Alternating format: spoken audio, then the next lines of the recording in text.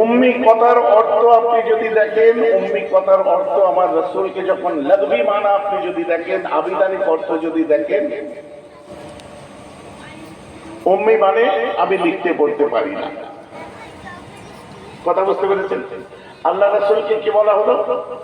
জিবরাইল এসে আল্লাহ রাসূলকে বললেন, মুহাম্মদ সাল্লাল্লাহু আলাইহি ওয়াসাল্লাম ইকরা, আপনি পড়ুন। আমার নবী বলছেন, আনা লাইসা বিকারিন, আমি পড়তে জানি না।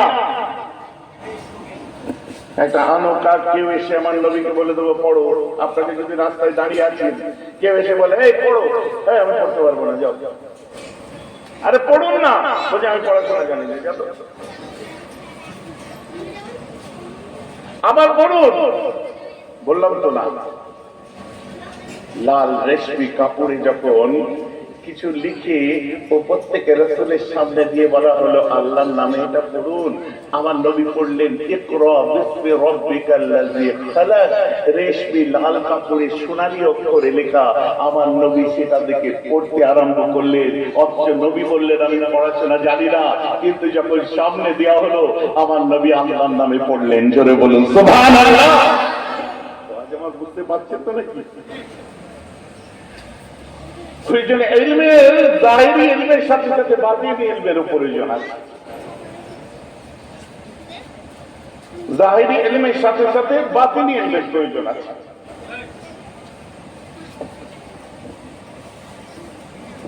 অতএব এই নিয়ে আমি বোঝাবার জন্য কয়েকটা জিনিস পড়ছি। দিন দুনিয়ার বাদশাহ কোন গোলামের ক্ষেত্রে তিনি বলেছেন, সুনান ইবনে মাজার মধ্যে সহিহ সনদের হাদিস, সাহাবা একরাম দিগার আসহাব का शख्स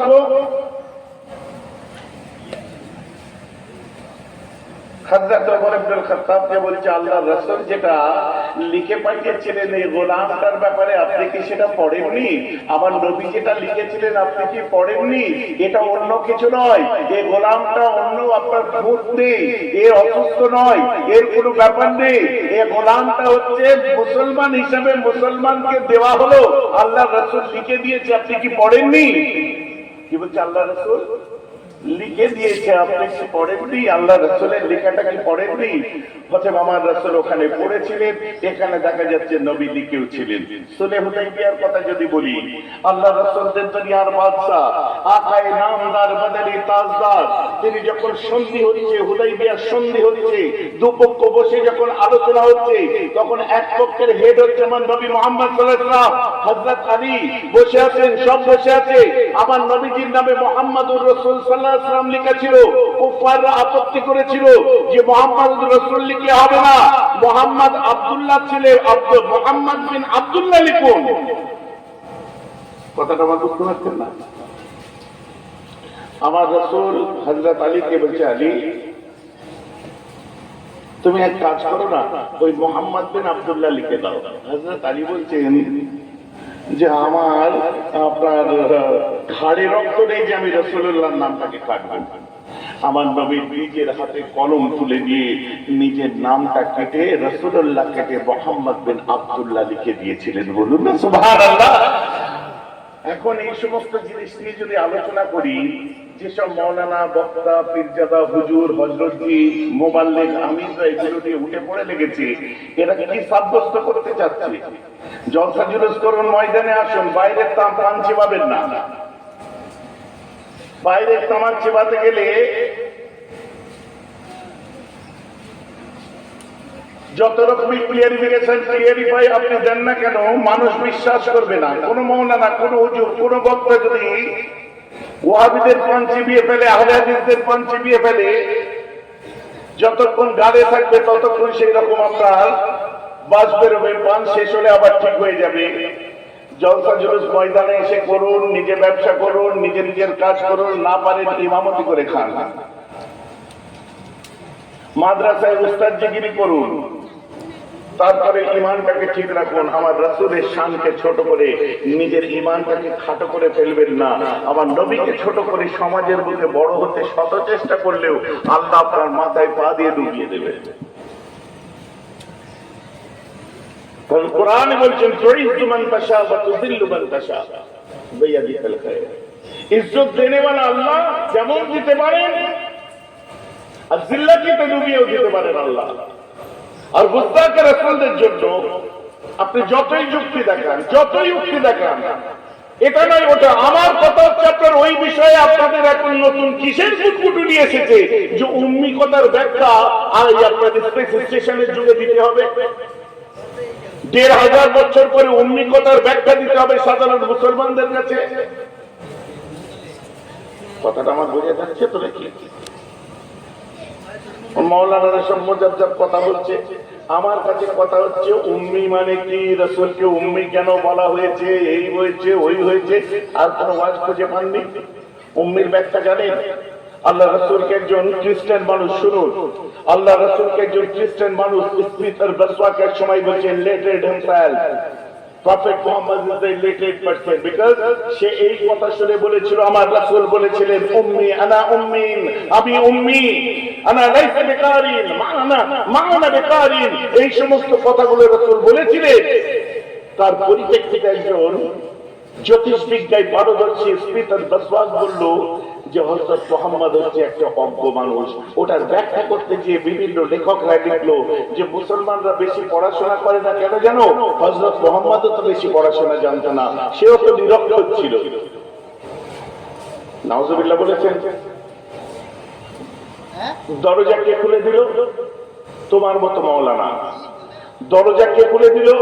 তোমার মতো মলি সাহেব। আপনাকে আমি যদি বলি খাওয়া আরবি কি?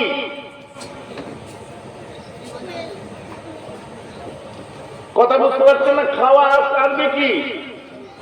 আকলুর মানে হলো খাওয়া। আকলুর মানে খাওয়া মানে কি? চড় খাওয়া, থাপ্পড় খাওয়া, জুতো খাওয়া, লাঠি খাওয়া। আবার ভাত খাওয়া, গোস্ত খাওয়া, ভালো ফল ফ্রুট খাওয়া, মেওয়া খাওয়া, সব খাওয়ার ক্ষেত্রে ব্যবহার হচ্ছে কোন ভাষাটা? আকলুন, খাওয়া।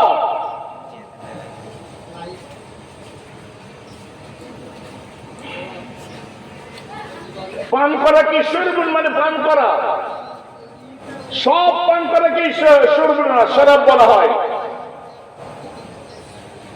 আপনি শরবত খান, জুস খান, মুসাম্মি খান, আখের রস খান, মদ খান, লোকের রক্ত চুষে খান।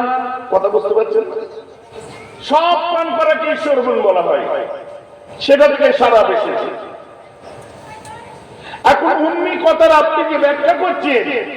আবিদানি করতে তারা আসলে উম্মি, নিরক্ষর, অশিক্ষিত, অজ্ঞ। আর আমার রাসূল যে উম্মি ছিলেন, দুনিয়ার মানুষ জ্ঞান অর্জন করতে দুনিয়ার উস্তাদ লাগে, আমার রাসূল পৃথিবীর বুকে জ্ঞান অর্জন তো আল্লাহর কাছে করেছিলেন। বলুন না সুবহানাল্লাহ। আর রহমান আল্লামাল কুরআন। কথাটা আমার বুঝতে পারছেন তো নাকি? তো তোমার কাছে একজন মানুষ নিরক্ষর হওয়া আর আল্লাহর কাছে একজন নিরক্ষর হওয়া, দুটোর মধ্যে তফাৎ আছে না? নেই? আল্লাহর জ্ঞান, আমার কথা বুঝতে পারছেন? আর ওটার ব্যাখ্যা যদি আপনি দুনিয়াবি ক্ষেত্রে পাবলিকের কাছে করে, আমার নবীর আক্ষরিক জ্ঞান ছিল না, আমার নবী নিরক্ষর ছিলেন। হ্যাঁ, আমার রাসূল আল্লাহর কাছে, আল্লাহর জ্ঞানের কাছে তিনি ছোট ছিলেন, আল্লাহর জ্ঞানের কাছে তিনি জ্ঞানী ছিলেন না। আল্লাহর আক্ষরিক জ্ঞানের কাছে তিনি আক্ষরিক জ্ঞান তার ছিল না, এটা বলুন। আল্লাহর পড়ার জ্ঞানের কাছে তার মতো, আল্লাহর পড়ার জ্ঞানের মতো তার জ্ঞান ছিল না, এটা বলুন।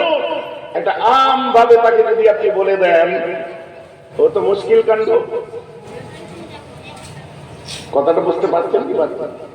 এখানে একটা কমিটির ছেলেরা কইরে, ভাই এখানে একটা তোয়ালে দিয়ে দেন, পেরেক বেরিয়ে আছে, দিয়ে দেন। কত জামা ছেড়েছে, ঠিক আছে।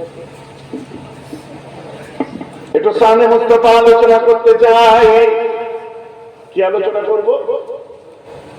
শানে মুস্তাফা একটু আলোচনা করব। মুসলমান, আমার রাসূল যে এসেছিলেন না, তাকে নিয়ে ছেলে খেলা করতে যাবেন না।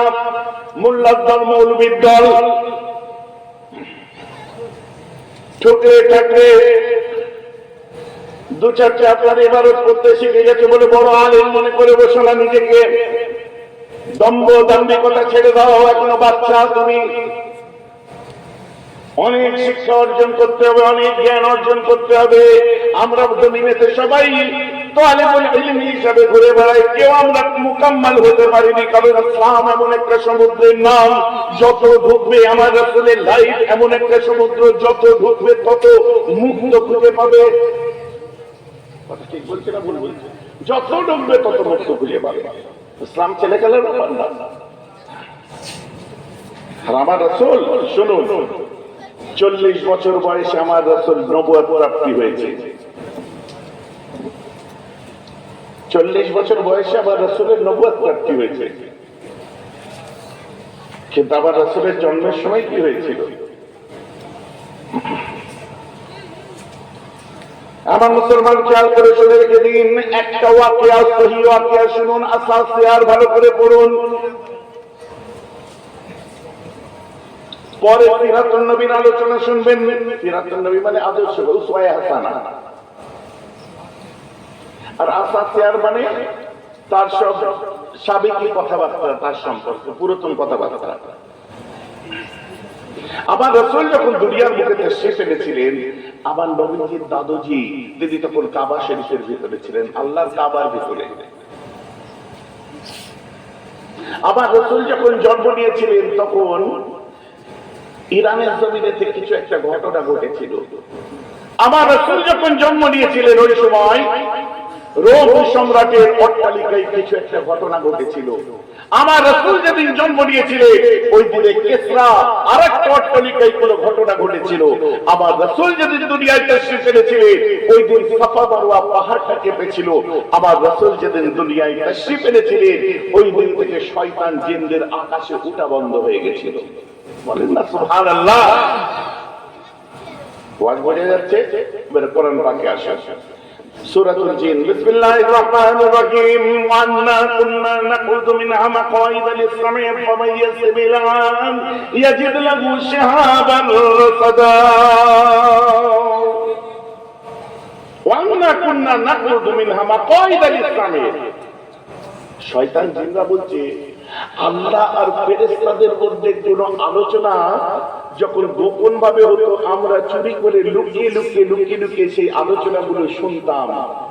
এখন কি হয়েছে জানি না, যখনই আমরা আকাশের দিকে আসি, সেই আলোচনাটা শুনতে আসি, ওই সময়তে আমাদেরকে অগ্নিশিখা, অগ্নিগুলা দ্বারা আমাদের ক্ষেপণাস্ত্র বা মিসাইলের মতো আগুন ছুড়ে শিহাব আর রাসাদা, যে আগুন দ্বারা আমাদেরকে মারা হয়, এতে কোন জিন পঙ্গু হয়ে যায়, আবার কোন জিন মারাও যায়।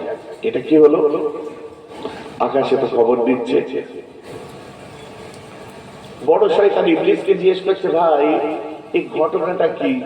আমরা আকাশে যখন উঠছি, উঠলেই আমরা আকাশ প্রথম আসমানের হেলিং ডিস্টেন্সের মধ্যে যখনই যাচ্ছি, ওই সময় দেখছি যে আমাদের আগুন দ্বারা মারা হচ্ছে, মিসাইল ছোড়া হচ্ছে।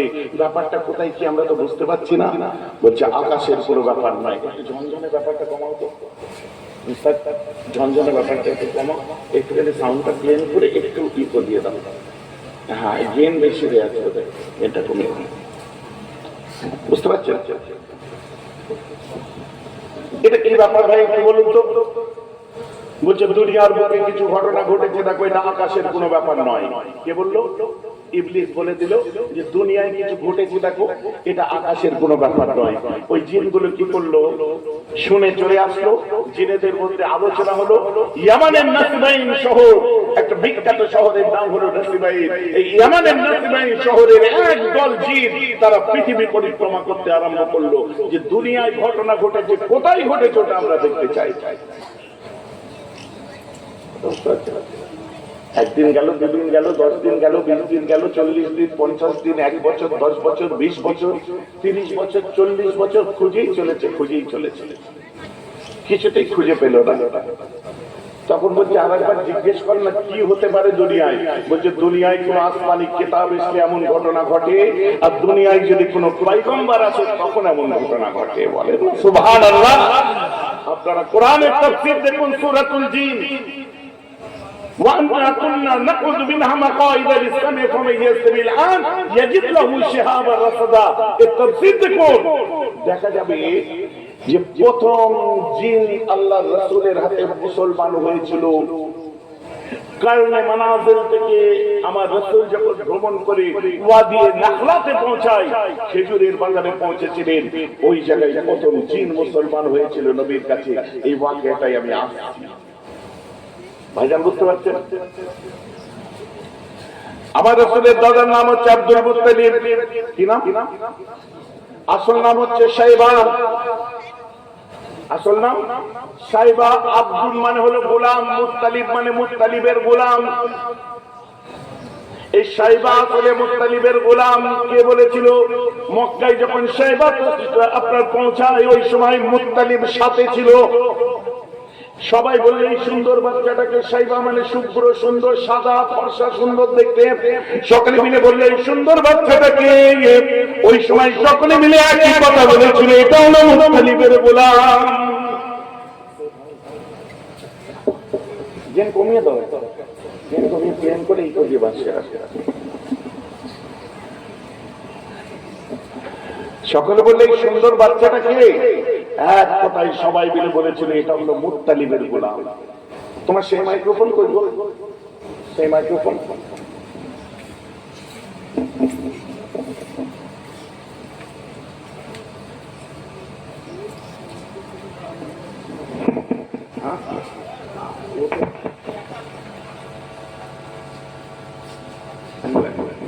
হ্যালো হ্যালো হ্যালো হ্যালো, এটা কি? বলছে এটা মুত্তালিবের গোলাম। নতুন এখনো জাম ছাড়তে টাইম লাগবে। তাহলে মুত্তালিব বলে কেউ ছিল? এ যখন মুত্তালিবের গোলাম, তাহলে মুত্তালিব কে ছিল? হ্যাঁ, মুত্তালিব ছিল আল্লাহর রাসূলের দাদু আব্দুল মুত্তালিবের চাচার নাম হলো মুত্তালিব। আর আল্লাহ রাসূলের দাদু আব্দুল মুত্তালিবের আব্বার নাম ছিল হাশিম। আর হাশিমের আব্বার নাম ছিল আব্দুল মান্নাফ। আব্দুল মান্নাফের আব্বার নাম ছিল কুসাই কুরাইশি। কুসাই কুরাইশির পঞ্চম পুরুষে যিনি ছিলেন তার নাম হলো গালিব ইবনে ফিহর। গালিব ইবনে ফিহরের নবপুরুষে যিনি ছিলেন তার নাম হচ্ছে আপনার মাদ ইবনে আদনান। এই মাদ ইবনে আদনানের যিনি আপনার আব্বা, তিনি হচ্ছে আপনার নাবেদ। নাবেদের যিনি আব্বা, তিনি হচ্ছে ইব্রাহিম আলাইহিস সালামের ছেলে হযরত ইসমাঈল আলাইহিস সালাম। বলুন না সুবহানাল্লাহ। কথাটা বুঝে যাচ্ছে? আমরা মুসলমান, আমাদের জাতির পিতা হচ্ছে হযরত ইব্রাহিম আলাইহিস সালাম। বাংলাদেশের জাতির পিতা মানিয়ে ফেলেছে অন্য কিছু। কথা কি শেখ মুজিবুর রহমান নাকি জাতির পিতা বাংলাদেশে বলতো?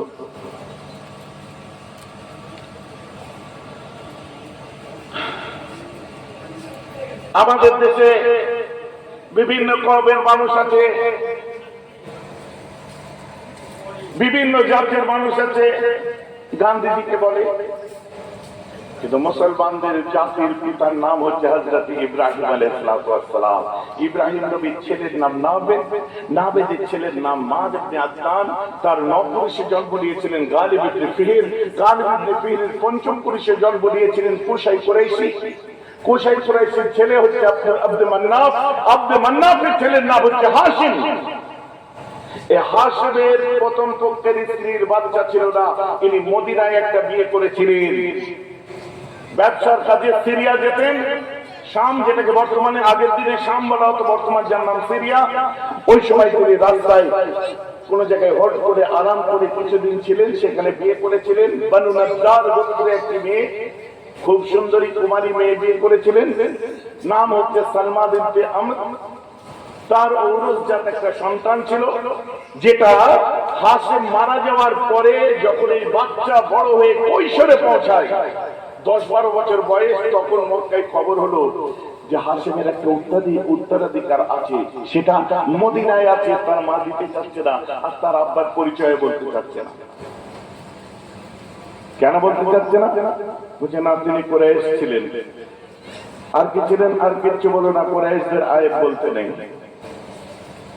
তিনি আমায় বিয়ে করেছেন, এটাই আমার সৌভাগ্য।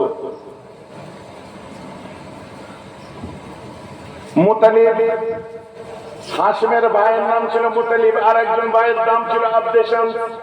এই আব্দে শামসের ছেলের নাম হচ্ছে হারব, হারবের ছেলের নাম হচ্ছে মাবিয়া, মাবিয়ার ছেলের নাম হলো এজিদ।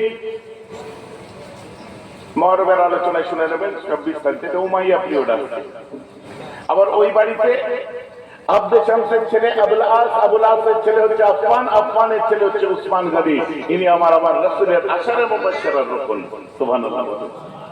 উসমান গনি কিন্তু উমাইয়া ছিল। কেন এই ওয়াজগুলো করছি আমি জানি আপনারা একটু ভুলে যাবেন এসব কথা, কিন্তু কনসেপ্টটা মাথায় থাকবে যে আমাদের ইসলামের প্রতিটি ইতিহাস কত স্ট্রং। হই হই করে খালি চললে হবে না। নারে তাকবীর, আল্লাহু আকবার, ইয়া নবী হয়ে গেলে চখানা খেয়ে নি কচু হবে। জলসা দিয়েছেন যখন একটু ইসলামের নীতিগত কথাগুলো আপনাদেরকে শুনতে হবে, আর বিশেষ করে আমাকে যখন এনেছেন শুনতেই হবে, উপায় নেই। খারাপ লাগছে নাকি আমার কথা শুনতে? আসুন মুসলমান। তো আব্দে শামস আপনার মুতালিব যে বললো ভাবিজান আপনার বাচ্চাটাকে আমাকে দিন, বলে না আমার স্বামীর স্মৃতি আমি দিতে পারবো না। দিন না। সে কিন্তু বড় রাজার ছেলে, সে বিশাল সম্ভ্রান্ত পরিবারের সন্তান। আপনি বলছেন কত সম্পত্তির মালিক ও নিজেও জানে না। আপনি সন্তানটাকে দিন, দিলে দেখবেন ও আল্লাহর কাবা ঘরের মুতল্লি হয়ে যাবে। অনেক সয় সম্পদ, বিশাল বিরাট জমিদারি, বিশাল বিরাট ব্যাপার, যে নাকি আরব দেশ সাথে অন্যান্য দেশে শুল্ক মুক্ত ব্যবস্থা, ব্যবসার ব্যবস্থা করেছিলেন। এই হাশেমের সন্তানই যাতা ব্যাপার আপনি দিন, সবকিছুর মালিক কে হবে আমি আপনাকে অ্যাসিওর করছি। এত কিছু বলা আল্লাহর কাবার মুতল্লি হবে, বলছে হ্যাঁ হবে হবে, যাও নিয়ে যাও আমার ছেলেকে আল্লাহর জন্য দিয়ে দিলাম। নিয়ে আসলো, মক্কায় যখন আসলো সবাই বলছে কি সুন্দর দেখতে, এত সুন্দর ছেলেটা কোথায় ছিল রে? সবাই তখন বললো ওই যে মুতালিব আসছে না, ওর গোলাম বোধহয়। এটা হলো আব্দুল মুত্তালিব, মুত্তালিবের গোলাম। গোলাম আরবি আর মুত্তালিব, আব্দুল মুত্তালিব, শাইবা থেকে আব্দুল মুত্তালিব হয়ে গেল, আব্দুল মুত্তালিব রূপে পরিচিত হয়ে গেল। আসল নাম মানুষ বেশিরভাগ জানেই না। বুঝে গেছে? ওনার 10টা সন্তান ছিল। 10টা সন্তানের মধ্যে সব থেকে ছোট ছেলে যিনি, তার নাম হলো আব্দুল্লাহ। কে আব্দুল্লাহ? আমার রাসূলের আব্বাজান আব্দুল্লাহ আর আবু তালেব দুজন এক মায়ের পেটে ছিলেন। অনেক স্ত্রীর মধ্যে এক মায়ের পেটের ভাই হচ্ছে দুজন, একটা হযরত আলীর আব্বা আবু তালেব, আর রাসূলুল্লাহর আব্বা হচ্ছে আব্দুল্লাহ। আব্দুল্লাহ 25 বছর বয়সে বিয়ে করলেন, বড় সম্ভ্রান্ত বিশাল পরিবারে বিয়ে করলেন। কুরাইশদেরই একটা খুব সম্ভ্রান্ত পর্দাদেশীর পরিবার, যে খানদানটাকে জোহরি খানদান বলা হয়। আল্লাহ রাসূলের নানার নাম কি? আব্দুল ওয়াহাব জোহরি। এই জোহরি খানদানে বিয়ে করলেন। কুরাইশদের একটা বড় খানদান। 25 বছর বয়সে বিয়ে করলেন। মেয়েটি হলো আমেনা, মানে আমাদের আম্মাজি। সুবহানাল্লাহ বলেছেন? সবাই মিলে বলে সুবহানাল্লাহ। বুঝার ওয়াজ, চিক মারা ওয়াজ নয়, মহব্বতে শুনতে হবে। বিয়ে করলেন, দিন পার হতে হতে আম্মা জানের পেটে বাচ্চা আসলো। আব্বা ওই সময় বললেন আব্দুল্লাহ একটু ব্যবসার কাজে মন দাও, তুমি সিরিয়া চলে যাও। শাম দেশে রওনা দিলেন। স্ত্রীর মাথায় গায়ে হাত বুলিয়ে বললেন আমি যত সত্তর পারবো ফিরে আসবো, আমি ব্যবসার কাজে চলে যাচ্ছি। 3 মাস, কেউ বলছে 6 মাসের বাচ্চা পেটে রেখে রাসূলের আব্বাজান চলে গেলেন ব্যবসার কাজে। ওয়াজে শুনেছেন বাবা আমার রাসূলের আব্বা ব্যবসা করতে যেতে যেতে মরুভূমিতে পড়ে মারা যায়, তো তাকে দেওয়া করে না। এটা ছিল আব্দুল্লাহ মানে আব্দুল মুত্তালিবের ছেলে, একটা জমিদারের ছেলে, বড় নবাবের ছেলে। ও যখন বেরোয় ওর সাথে বডিগার্ড ছিল, উট ছিল, ঘোড়া ছিল, ওর খেয়াল রাখা মানুষ ছিল, ওর পানাহার করবার খাওয়াবার জন্য মানুষ আলাদা ছিল, তার হেলথের লক্ষ্য করার আলাদা মানুষ ছিল। সুবহানাল্লাহ বলবেন না? আরে জোরে বলেন সুবহানাল্লাহ। সামান্য এই ফাটিচার করে যখন বাইরে বের হয় 20টা ছেলে ডান দিক বাঁ দিক আগে পিছে চলে। আর রাসূলের আব্বা যখন বার হয়েছিল, অত বড় নবাবের সন্তান আল্লাহর কাবার মুতল্লির যে ছেলে বার হয়েছে, সে কি একা বার হবে? এখন কিছু খচ্চর কুত্তা মাওলানা বার হয়েছে, গাধা মাওলানা। আমার রাসূলকে ভিখারির নাউজুবিল্লাহ বলে বাচ্চা ছিল বলে। নাউজুবিল্লাহ বলেছেন? তোমরা নাউজুবিল্লাহ বলেছো? হ্যাঁ। নামের আগে মুফতি মৌলানা এই সেই আমার শুনে গা বৃষ্টি চলে গেছে। এতক্ষণ পর্যন্ত ওয়াজ শুনে কি মনে হলো আমার রাসূল ভিখারির বাড়ি জন্ম নিয়েছিলেন? না ওনাদের ধনী হওয়ার ইতিহাস কি প্রশ্ন করবে আমি জানি। চলুন কোসাই কুরাইশের পঞ্চম পুরুষে যিনি জন্ম নিয়েছিলেন গালিব ইবনে ফিহর, এই গালিব ইবনে ফিহরের বড় মনে দুঃখ নিয়ে তিনি পাহাড়ে পাহাড়ে ঘুরতো আর বলতো বিষাক্ত সাপে আমায় কামড়াবে, আমি আত্মহত্যা করবো। লাস্টে একটা পাহাড়ের মধ্যে ঢুকে যায়, ঢুকে থাকে হিরে মণি মুক্ত জওয়াহিরাত কোটি কোটি টাকার ব্যাপার, একটা করে থলি কাঁধে করে দেয়, বার হয়ে আসে, সমাজকে দেয়, গরিবদের হেল্প করে, সবকিছু করে। এইভাবে তিনি ধনী মানে মোহর কত কত পয়সা কত চুরি মণি মুক্ত কাঁধে করে নিয়ে আসে থলি আর মানুষকে দেয়, নিজে খরচা করে। এই কাঁধে যে পয়সা থলি, এই পয়সা থলিতে আরবি কথাই বলা হয় কুরাইশ, মানে থৈলিওয়ালা, ধন দৌলতের থৈলিওয়ালাদেরকে কুরাইশ বলা হয়। এটা ডিকশনারি খুলুন দেখে নিন। অতএব যাদের তাদের ধন দৌলতের থলি উঠেছিল আল্লাহ রাসূলের পঞ্চম মানে এদিকে আরো চার নবম পুরুষ থেকে 9 জেনারেশন আল্লাহ রাসূল ছিলেন রিচেস্ট পারসন। জোরে বলুন সুবহানাল্লাহ। ওনার ছেলে বেনা পড়াশোনা করে আমার রাসূল ভিখারির বাচ্চা ছিল বলে। আসলে ছোটবেলা থেকে পেঁয়াজ চটকে ঝাল পুড়িয়ে পান্তা ভাত খেয়ে অভ্যাস তো, ওই জন্য সবাই নিজের মধ্যে মনে করছে ছোটবেলায় গরিব ছিলাম, বড় হয়ে মাদ্রাসা মক্ত চাঁদাপত্র তুলে বড় লোক হয়েছি। আজ আমার খারাপ লাগছে শুনতে, আসলেই আমার হাকিকত বাস্তব তাই। আল্লাহ আবার বুতুল্লি কি আশ্চর্যের কথা না হুজুর। তারপর তিনি তো গরিব হতে পারে আরো সব কথা করে। যখন আব্দুল মুত্তালিব জমজমের কুয়া করতে আরম্ভ করলো, দুখানা সোনার হরিণ পেয়েছিল। জোরে বলেন না সুবহানাল্লাহ। আর একটা সোনার তলোয়ার পেয়েছিল যেগুলো কাবা শরীফের মধ্যে রেখে দিয়েছিল। একটা হরিণ বেচলে তোর মতো খানদান শেষ হয়ে যাবে। গরিব ছিলেন, লেখাপড়া করো, ওই জন্য জাকাত ফিতরা খেয়ে পড়ে আর জাকাত ফিতরা খেয়ে কল নষ্ট করলে নবী চেনা যাবে না। সে তুমি যত বড় মুফতি হও, মাওলানা হও, এই হও সেই হোক, মুখের ভাষাও খারাপ হয়ে যাবে। যতটুকু পারবো শান রিসালাত বয়ান করবো, ঈমানটা তাজা হবে। এমন মুসলমান খেয়াল করে শুনে রেখে দিন, এই হচ্ছে আব্দুল মুত্তালিব। বোঝা হয়ে গেছে কে তিনি, কেন তার নাম আব্দুল মুত্তালিব, কেন মুত্তালিবের গোলাম। তার চাচার নাম ছিল মুত্তালিব, সে মদিনা থেকে নিয়ে এসেছিল, তাই সবাই বলেছিল মুত্তালিবের গোলাম। দ্যাটস ওয়াই তাকে আব্দুল মুত্তালিব বলা হয়। পরিষ্কার। আব্দুল মুত্তালিবের 10 ছেলে, ছোট ছেলে আব্দুল্লাহ ব্যবসার কাজে যখন সিরিয়া চলে গেলেন, সিরিয়ায় যাওয়ার পরে অসুস্থ বোধ করলেন। ইয়াসরাবের কাছে বর্তমান যার নাম হলো মদিনা। যখন অসুস্থ বোধ করলো, হাসেমের শ্বশুর বাড়ি মানে আব্দুল্লাহ নানার বাড়ি, মাফ করবেন, আব্দুল মুত্তালিবের নানার বাড়ি, হাসেমের শ্বশুর বাড়ি ওই কাছাকাছি। ওখানে যে সেই বাড়িতে উনি আরাম করছিলেন। আরাম করতে করতে এক সময় অন্য কোনো ভিটেতে নয়, নানা কেলে ভিটেতে তিনি সারা জীবনের মতো দুনিয়া থেকে বিদায় নেয়। মদিনার জমিনেতে আম্মা আমিনা ওই সময় সিঙ্গার করছিলেন, মক্কার জমিনেতে মাথায় চিরুনি করছিলেন। কোন এক সময়ের ঘটনা, ওনার সাহেব এসে বলছে, মাঝি তুমি এত সুন্দর চুল বাঁধছো কেন? বলছে আমার স্বামীর এসে যাওয়ার টাইম হয়েছে, কখন আসবে জানি না, আমি খুব সাজগোজ করছি, আমার স্বামী বোধহয় এসে যেতে পারে। ওই সময় বলে, আমি না তোমার সাজার দিনগুলো শেষ হয়ে গেছে, আর তোমাকে সাজতে হবে না, কারণ তোমার স্বামী মারা গেছে, তুমি বিধবা হয়েছো, তোমার পেটের বাচ্চা জন্মাবার আগে এতিম হয়ে গেছে। আরে কান্নায় আম্মা ভেঙে পড়লে, আর ওয়াহরাকা বাতনাহা, ওই সময় আম্মা আমিনার পেটটা জোরে জোরে লড়তে আরম্ভ করেছিল।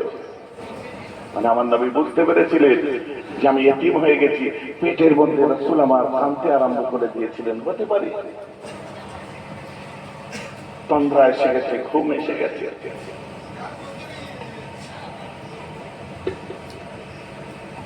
চোখটা বন্ধ হয়েছে, চোখটা লেগে ক্লান্ত, কাঁদতে কাঁদতে হেলান দিয়ে ঘুমাচ্ছে, জাতির পিতা ইব্রাহিম খলিলুল্লাহকে স্বপ্ন দেখছে, রুইয়ায় সাদেকা হচ্ছে তার।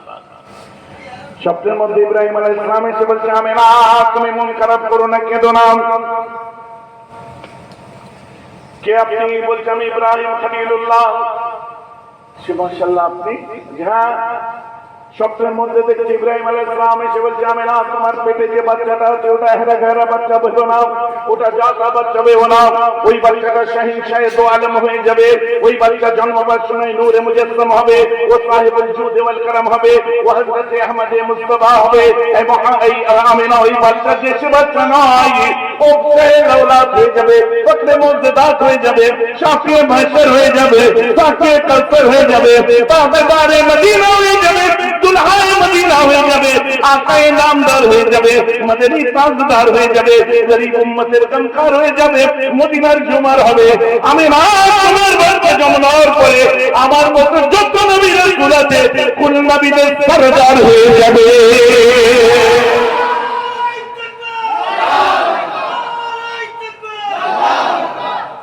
ও জাতা বেবে না, ও জন্মাবার পর কুল নবীদের সরদার হয়ে যাবে। আর ওর নামটা তুমি মুহাম্মদ রেখে দেবে। সুবহানাল্লাহ বলে। আম্মা তো ঘুম ভাঙতে আরো কান্না, আমার মোহাম্মদ রে, পৃথিবীর সেরা ধন দৌলত আল্লাহ আমাকে দিয়েছে রে, আমার পকেটে আমার পেটেতে আছে পৃথিবীর সেরা সন্তান, আমার পেটের মধ্যে আছে। আরো কাঁদতে আরম্ভ করলেন। দিন পার হতে হতে এমন একটা সময় আসলো, রাত আর দিনের মধ্যে ঝগড়া আরম্ভ হয়ে গেল। রাত বলল, আল্লাহ বিশ্বের সেরা নিয়ামতকে আপনি আমার বুকে দেবেন। দিন বলছে না, আল্লাহ আমার বুকে দেবেন। রাত বলছে না, আল্লাহ আমার বুকে দেবেন। আল্লাহ বিচার করে দিলেন, না দিন না রাত, সুবে সাদেকের সময় পাঠালেন। বলুন না সুবহানাল্লাহ। চার পৃথিবীতে আসার ব্যাপারে এখনো নবী হয়নি, এখনো নবী হয়েছে, নবুয়ত আসেনি এখনো। কথাটা বুঝতে পারছেন? এই জুম্মা 8 দিন সে ফচকে মুরগি কোথায় কি করার জম বলে না, সব মোল্লা মৌলবী সাহেবদের নিয়ে বড় বিপদ। আর আমি জানেন বিপদ গিলা তোহমদ খেসাকে ওর পর আমার অভ্যাস, আমার রুচির বাইরে, কিন্তু এসে যায় তখন বেহরাবের ইমানি কর্তব্য এসে যায়। সেখানে আমি আমার নিজের বাপ ভাই কাউকে চিনি না, কারণ আমার নবী বলে দিয়েছে ততক্ষণ তুমি মুমিন নয় যতক্ষণ নিজের মা বাপ সন্তান সন্ততি সবার থেকে বেশি না রাসূলকে ভালোবাসতে পারবে। এখানে কোন পীরের আওলাদ চিনি না, মৌলানা চিনি না, হুজুর চিনি না, হযরত চিনি না, বাপ চিনি না, চাচা চিনি না, মৌলানা চিনি না, মুফতি চিনি না, হামবি তমবি হ্যাঁ হ্যাঁ। আবার বুঝতে পারছেন না? আমার বক্তব্য আপনারা খেয়াল করলে পাবেন, যতক্ষণ পর্যন্ত রাসূলের মহব্বতে থাকবে, তুমি যদি আজ নাও হয়ে থাকো, তোমার জুতো মাথায় নিয়ে মানুষের সামনে তোমাকে বুকে জড়িয়ে ধরে সম্মান জানাবো, কিন্তু রাসূলের যদি বেগুস্তাখ হয়ে যাও, তোমার 1 সেকেন্ড টাইম লাগবে না, তোমার বুকের উপর পা দিয়ে আমি লগড়াবো। কথাটা আমার বুঝতে পারছেন কি পারছেন?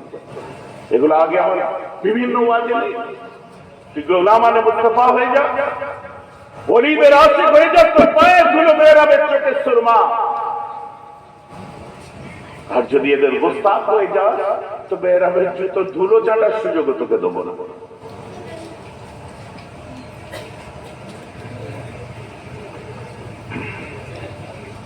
আমার মুসলমান রাগ করবেন না, দুঃখ নেবেন না। অনেকে অনেক কথা বলে, কোন জিনিসটা ভুল হয়েছে, এখানে বসুন, ওখানে বসুন, সেখানে বসুন। সারা পৃথিবীতে উম্মত যখন মুস্তাফার রুচিতে বাঁধে কোন জায়গায় বসতে, কথা বুঝতে পারছি না, তাহলে অনেক আগে ওয়াহাবিদের সাথে বসতে পারতাম, অনেক আগে শিয়াদের সাথে বসতে পারতাম, অনেক আগে আহলে হাদিসদের সাথে বসতে পারতাম। কথা বুঝতে পারছেন? এত কথা থাকতে আমার নবীকে নিয়ে কেন টানাটানি? মাথালটাকে যে ঝাড় না, আমি কিচ্ছু বলবো না। যারা বউ পিটাচ্ছে তাকে যে বল না, আমি কিচ্ছু বলবো না। যারা সমাজ থেকে কত দূষণ ছড়াচ্ছে বল, আমি কিচ্ছু বলবো না। যত অন্যায় কাজ হচ্ছে রুখে দাঁড়া, আমি তোর আগে যে দাঁড়াবো বলছি, কিন্তু আমার রাসূলের দোষ কোথায়? 2-4 পাতা পড়েই যদি টানাটানি আরম্ভ করে দেয়, মানুষই গাফিলতি চলে যাবে না? বুঝতে পারছেন না? গাফিলতি চলে যাবে না?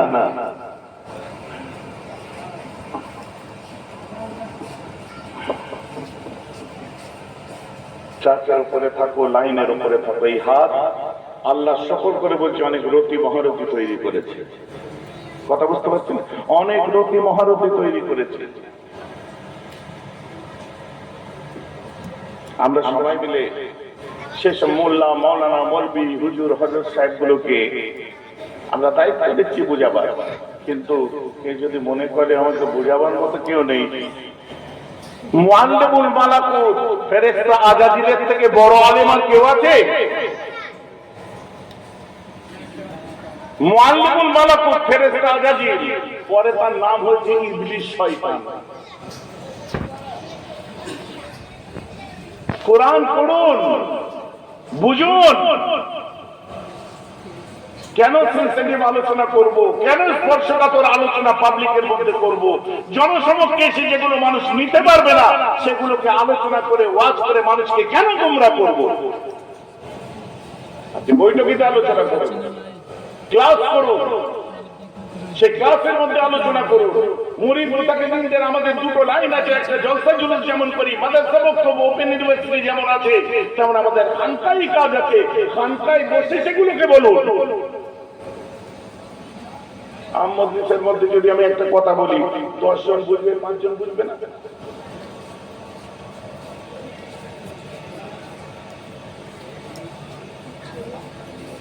আমার একটা দায়িত্ব যে আমি মানুষকে কনসিয়াস করতে পারি, মানুষকে সাবধান করতে পারি, রাসূলের প্রেম কাকে বলে, সেটা কি করে ভেতরে বেঁচে থাকে, সেই ওয়াজগুলো যে করতে হবে, এটা আমার দায়িত্ব। যে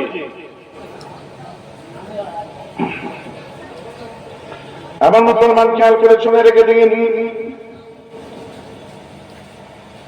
আব্দুল মুত্তালিব একদিন কাবা ঘরের মধ্যে দেখলেন কাবা ঘরের মূর্তিগুলো সব ঝনঝন করে ভেঙে পড়ে গেল, পা থেকে উপরে উপরে সিজদায় পড়ে গেল। ঘটনাটি অবাক হয়ে বার হয়ে যায়। বার হয়ে এসে যখন সাফা মারওয়া পাহাড়টাকে দেখে, ওই সময় লক্ষ্য করে সাফা মারওয়া পাহাড়টা থরথর করে কাঁপতে আরম্ভ করে দিয়েছে। চমকে উঠে মসজিদ থেকে বাইরে বার হয়েছে, কাবা থেকে বাইরে বার হয়েছে। কি ব্যাপার, সাফা মারওয়া পাহাড় কাঁপছে কেন? উমরা করেছেন কারা? একটু হাত তুলে দেখান। উমরা কারা করেছেন গো বাবাজি? উমরা করা লোক কই? হাত তুলে দেখান। আছেন এর মধ্যে? উমরা যারা করেছেন তারা জানেন, যারা করেননি আল্লাহ এখানে বসে নিয়ত করুন, যত তাড়াতাড়ি খুশি আমরা নবীর দেশে যাব। এখানে বসে নিয়ত করুন। কোথা থেকে লাখখানেক টাকা জোগাড় হয়ে যায় বুঝতেই পারবেন না। ভাইজান 1 লাখ টাকাই হবে, আপনি আমার সাথে যোগাযোগ করুন। না না, ভাববেন না এটা যে আমার ওই আমার ট্রাভেল এজেন্সি নেই আর এই হাজি পাঠানো ব্যবসাও করি না। তবে যারা করে তাদেরকে আমি বলেছি এরা আমাদের সংগঠনের ছেলে, কম জম নিবি। কথাটা বুঝতে পারছেন তো নাকি? আর এখানে যা বলে যাবে সেখানে যেন 19-20 হয় হোক, কিন্তু যেন 40-20 না হয়ে যায়, তাহলে বেড়ে বেড়ে বেড়ে। কথা বুঝতে পারছেন? অনেকে বলে এই টাওয়ার ঘড়ি বিল্ডিং থেকে দেখতে পাবেন, আরে ওটা 15 কিলোমিটার দূর থেকে দেখা যায়। মুশকিল কাণ্ড। নিয়ত করে নিন, আল্লাহ যত তাড়াতাড়ি সম্ভব আপনার হাবিবের দেশে যাব, কাবাতুল্লাহকে দেখবো, সোনার রওজাকে দেখবো, সবুজ গম্বুজ দেখবো। যে সবুজ গম্বুজ দেখলো, আল্লাহ রাসূলের কবরটাকে জিয়ারত করলো। আল্লাহ রাসূল বলছেন ওরা আমার কবর নয়, ও জনাবি মুহাম্মাদের সাথে সাক্ষাৎ করে বাড়ি গেল। একবার ইচ্ছা যায় না নবীর সাথে দেখা করে আসবো? মান যারা কবরি ফাকাদ যারানি, যে আমার কবরটাকে জিয়ারত করলো সে যেন আমার সাথে দেখা করে গেল। বলুন সুবহানাল্লাহ। সবাই নিয়ত করে ফেলুন, বেড়াতে যাবে, হেটা সেটা লাভ দে, ওখানে যাব, সেখানে যাব। কোথায় যাব? সকালে বলুন সেখানে যাব। কোথায় যাব বলুন না সকালে? সেখানে যাব। এই সেখানেটাকে আল্লাহ কবুল করে দেবে, কারণ মুমিনের দিলে সেখানেটা আল্লাহ ভালোবাসে। চলো চলো, এই সাফা মারওয়া পাহাড় কিন্তু আমাদের সময় এখন যে আমরা সাই করছি, দৌড়াচ্ছি সাফা মারওয়ায়, তখনও দৌড়ানো হতো। এই সাফা মারওয়া পাহাড়ের দুটো মূর্তি বসানো আছে। একটা নাম হলো ইসাফ আর একটা মূর্তির নাম হলো নাইলা। এত ডিটেলস ওয়াজ কেউ করবে না, শুনেলেন। এসব তাইলা কারা? তখনকার দিনে মক্কাবাসীদের একটা মনোপলি বিজনেস ছিল, যারা মক্কায় আসবে হজ করতে তারা নিজের কাপড় বা এহরাম নিয়ে আসতে পারবে না, আমাদের থেকে কাপড় কিনে তাদেরকে হজ করতে হবে। একটা ছেলে আর একটা মেয়ে, পয়সা ছিল না, বলেছে নাই তো হে তওয়াফ কর। আর তওয়াফ করতে করতে কাবার চত্বরে একটা ছেলে আর একটা মেয়ে জিনা করে ফেলে, আল্লাহ তাদেরকে মূর্তি বানিয়ে দেয়। ওই সময় তারা একটা মূর্তিকে দিয়ে যে সাফা পাহাড়ে বসিয়ে দেয়, একটাকে মারওয়াতে বসিয়ে দেয়। এখন আপনারা বলুন তাহলে আমরা কি মূর্তিকে দেখে দৌড়ই? না না, সাহাবারাও সেম প্রশ্ন নবীকে করেছিলেন, এই রাসূল দুটো পাহাড়ে তো দুটো মূর্তি ছিল, আমরা মূর্তি দেখে কেন দৌড়াবো? আল্লাহ রাসূল বলেছিলেন মূর্তি ছিল, এখন তো আর নেই, ওটাকে অপসারণ করা হয়েছে, উপড়ে ফেলে দেওয়া হয়েছে। এখন তো মা হাজেরার অনুকরণ করো। এখন মিল্লাতে ইব্রাহিম যখন তোমরা ইব্রাহিম আলাইহিস সালামের সেই সুন্নাত গুলোকে আদায় করতে থাকো, বলুন না সুবহানাল্লাহ। এখন আর সেখানে কোনো মূর্তি নেই। এটা হলো ইতিহাস। সাফা মারওয়া পাহাড় পাথর করে কাঁপছে। এই ঘটনাগুলো যখন ঘটছে কেউ জানে না কিন্তু আল্লাহ রাসূল দুনিয়ায় এসেছে, কেউ জানে না কখনো। দিন 10, 12, 15 তখন তো ফেসবুক ছিল না, হোয়াটসঅ্যাপ ছিল না, সোশ্যাল মিডিয়া ছিল না। এ তো এসছে জুম্মা 8 দিন। মুরব্বীরা তো দূরের কথা, আমরাও কম বয়সে এসব জিনিস দেখিনি।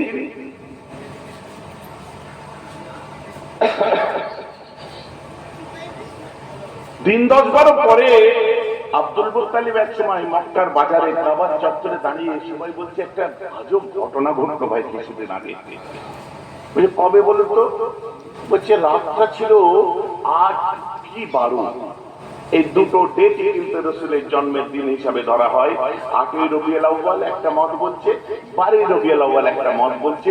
তো ওদের মধ্যে 8 কিংবা 12 যে কোনো একটা দিন বলেছে। এক কথায় 8 হোক আর 12 হোক, ডেটের এদিক ওদিক করুক, দুটো ডেটে আপনার বিভিন্ন মত থাকতে পারে, কিন্তু নবীর জন্মের রাতের ঘটনায় কোনো দ্বিমত নেই, বলুন না সুবহানাল্লাহ। বলছে আমি দেখলাম কাবা ঘরের মূর্তিগুলো ভেঙে ভেঙে পড়ে যাচ্ছে। বেরিয়ে এসে দেখছে সাফা মারওয়া পাহাড়টা থরথর করে কাঁপছে। শুধু তাই নয়, এমন আজব আজব জিনিস আমি দেখেছি। তখন একজন বলছে জানেন, ইরান থেকে খবর এলো। বলছে কি? বলছে 3164 বছরের ইরানের অগ্নি পূজারীরা যে আগুনটাকে সামনে রেখে পুজো করত, আগুনটা দপ করে বন্ধ হয়ে গেছে, আর জ্বলে না সেই রাতের পর থেকে। হ্যাঁ, খবর এসেছে। আর একজন বলছে ভাই জানেন? বলে কি? বলছে একটা আজব ঘটনা ঘটেছে। বলে কি? বলে অক্সাস নদীতে হঠাৎ ভাটা পড়ে গেছে, যে নদীতে কোনদিন, অক্সাস নদী মানে আমুদরিয়া, ইসলামের ইতিহাস দেখুন, আমুদরিয়ায় ভাটা পড়েছে, যে নদীতে কোনদিন ভাটা পড়ে না সেই নদীটাই ভাটা পড়ে গেছে। আরেকজন বলছে সোয়াদরিয়ায় কিন্তু ওই দিন জোয়ার এসেছে ওই রাত্রে, যেটা সবসময় ভাটা পড়ে থাকে। আরেকজন বলছে তার উত্তরে আরো একটা নদী আছে, যে নদীটায় তুফান এসেছে, বাড় এসেছে, বিশাল ঝড় উঠেছে।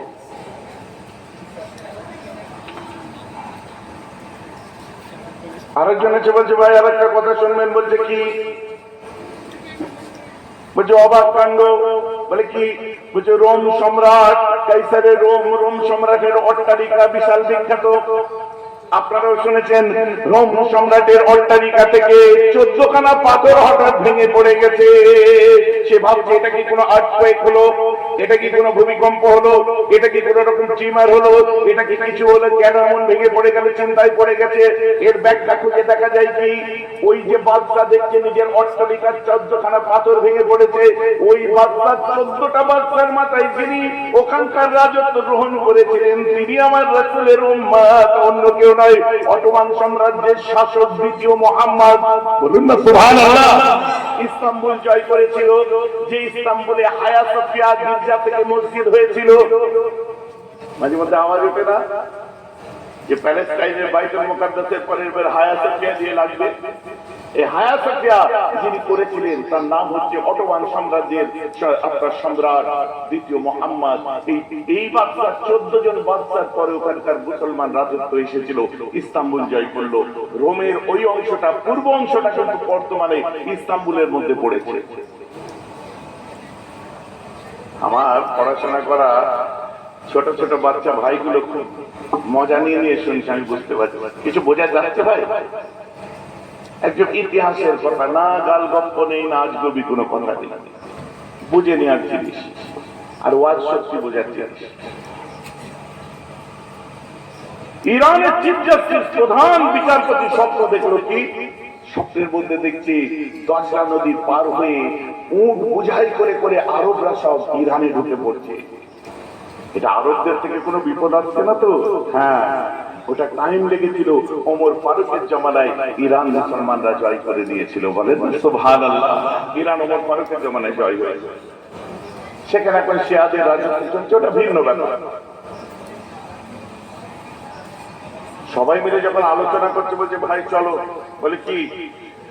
বলে কি করে ব্যাপারটা জানতে হবে? বলছে একটা গণৎকারের কাছে যাই, চলো। যে গণনা করে গণৎকারের কাছে যাই। তখন সব গণনা করে করে সব জানতো। কার কাছে যাবে? বলছে ইয়ামানের একটা, মাফ করবে, সিরিয়ার একটা বিখ্যাত গণৎকার আছে, তার নাম হচ্ছে সতি, সিন তো ইয়া হয় সতি, তার কাছে যায়। সে গণৎকারের কাছে গেছে, যাওয়ার পর দেখছে একটা ব্লাডারের মতো পড়ে আছে। ইতল সবে সে ফকির গুলো যাই দেখেন না, পেট বড়, হাত এইটুকু, পায়ে এইটুকু, গর্দানটা চেপে আছে, দেখতে পান না? দেখছি সেরকম ব্লাডারের মতো একটা পড়ে আছে। বলছি কথা বলবে কি করে? বলছে একে রাগাও, খ্যাপাও, কথা বলবে। ওকে যখন রাগাতে আরম্ভ করলো, ওকে খোঁচা মারছে, এই মারছে, তাড়া করছে, কান মুড়ে দিচ্ছে, চিমটি কাটছে। হঠাৎ রেগে উঠে বলছে কেন জ্বালাচ্ছিস, কি করতে এইছিস? বলে এই ঘটনাগুলো কেন ঘটেছে দেখো। তখন ওই গণৎকার বললো খোঁজ দিয়ে দেখে যা, আসমানি কেতাব এসেছে আর দুনিয়ায় আখেরি নবী এসে গেছে বোধহয়। ওর মুখের কথাটা যেতে তো সুবহানাল্লাহ বলি, কেন সত্যি এসে গেছে তো? বলে তো সুবহানাল্লাহ। আবার কাল থেকে আবার যারা ওই অ্যাস্ট্রোলজার ওই ল্যাপটপ ট্যাপটপ নিয়ে বসে, তাদের কাছে যেতে যাবে। না, নবী আসার খবর যখন গণৎকার বলেছে, তারা তো নিশ্চয়ই তাহলে পারেই কিছু। ওটা আমাদের কাছে দলিল নয়, কিন্তু এটা ঘটনা আমি অস্বীকার করতে পারি না। ওটা আমাদের জন্য দলিল নয়, কিন্তু এটা ঘটনা তো। সব ফিরে এসে আলোচনা করতে আরম্ভ করলো, আলোচনা করছে, আলোচনা করছে, আলোচনা করছে, সবকিছু করছে। কেন এমন ঘটনা ঘটেছে? ওর মধ্যে একটা ইহুদি আলেম ছিল, তাওরাত ইনজিলের উপরে যে পড়াশোনা করেছিল, ওই ইহুদি আলেমটা ওই সময় ওখান থেকে বেরিয়ে যেয়ে বলছে আমাকে একটু মক্কাটাকে প্রদক্ষিণ করে দেখতে হবে কোথায় কি ঘটনা ঘটেছে। সে ঘুরে বেড়াতে বেড়াতে অনেক বড় এলাকা, বলছে হ্যাঁ গো, তোমাদের এখানে কারো বাচ্চা হয়েছে? বলছে না। এরপরে তোমার ঘরে কোনো ক্ষতি হয়েছে? বলে না। তোমার ঘরে কোনো বাচ্চা জন্মেছে? বলছে না। বলে চলে আসছে। লাস্টের ঘরটা হচ্ছে বিধবার ঘর, ছোট মোটো ঘর,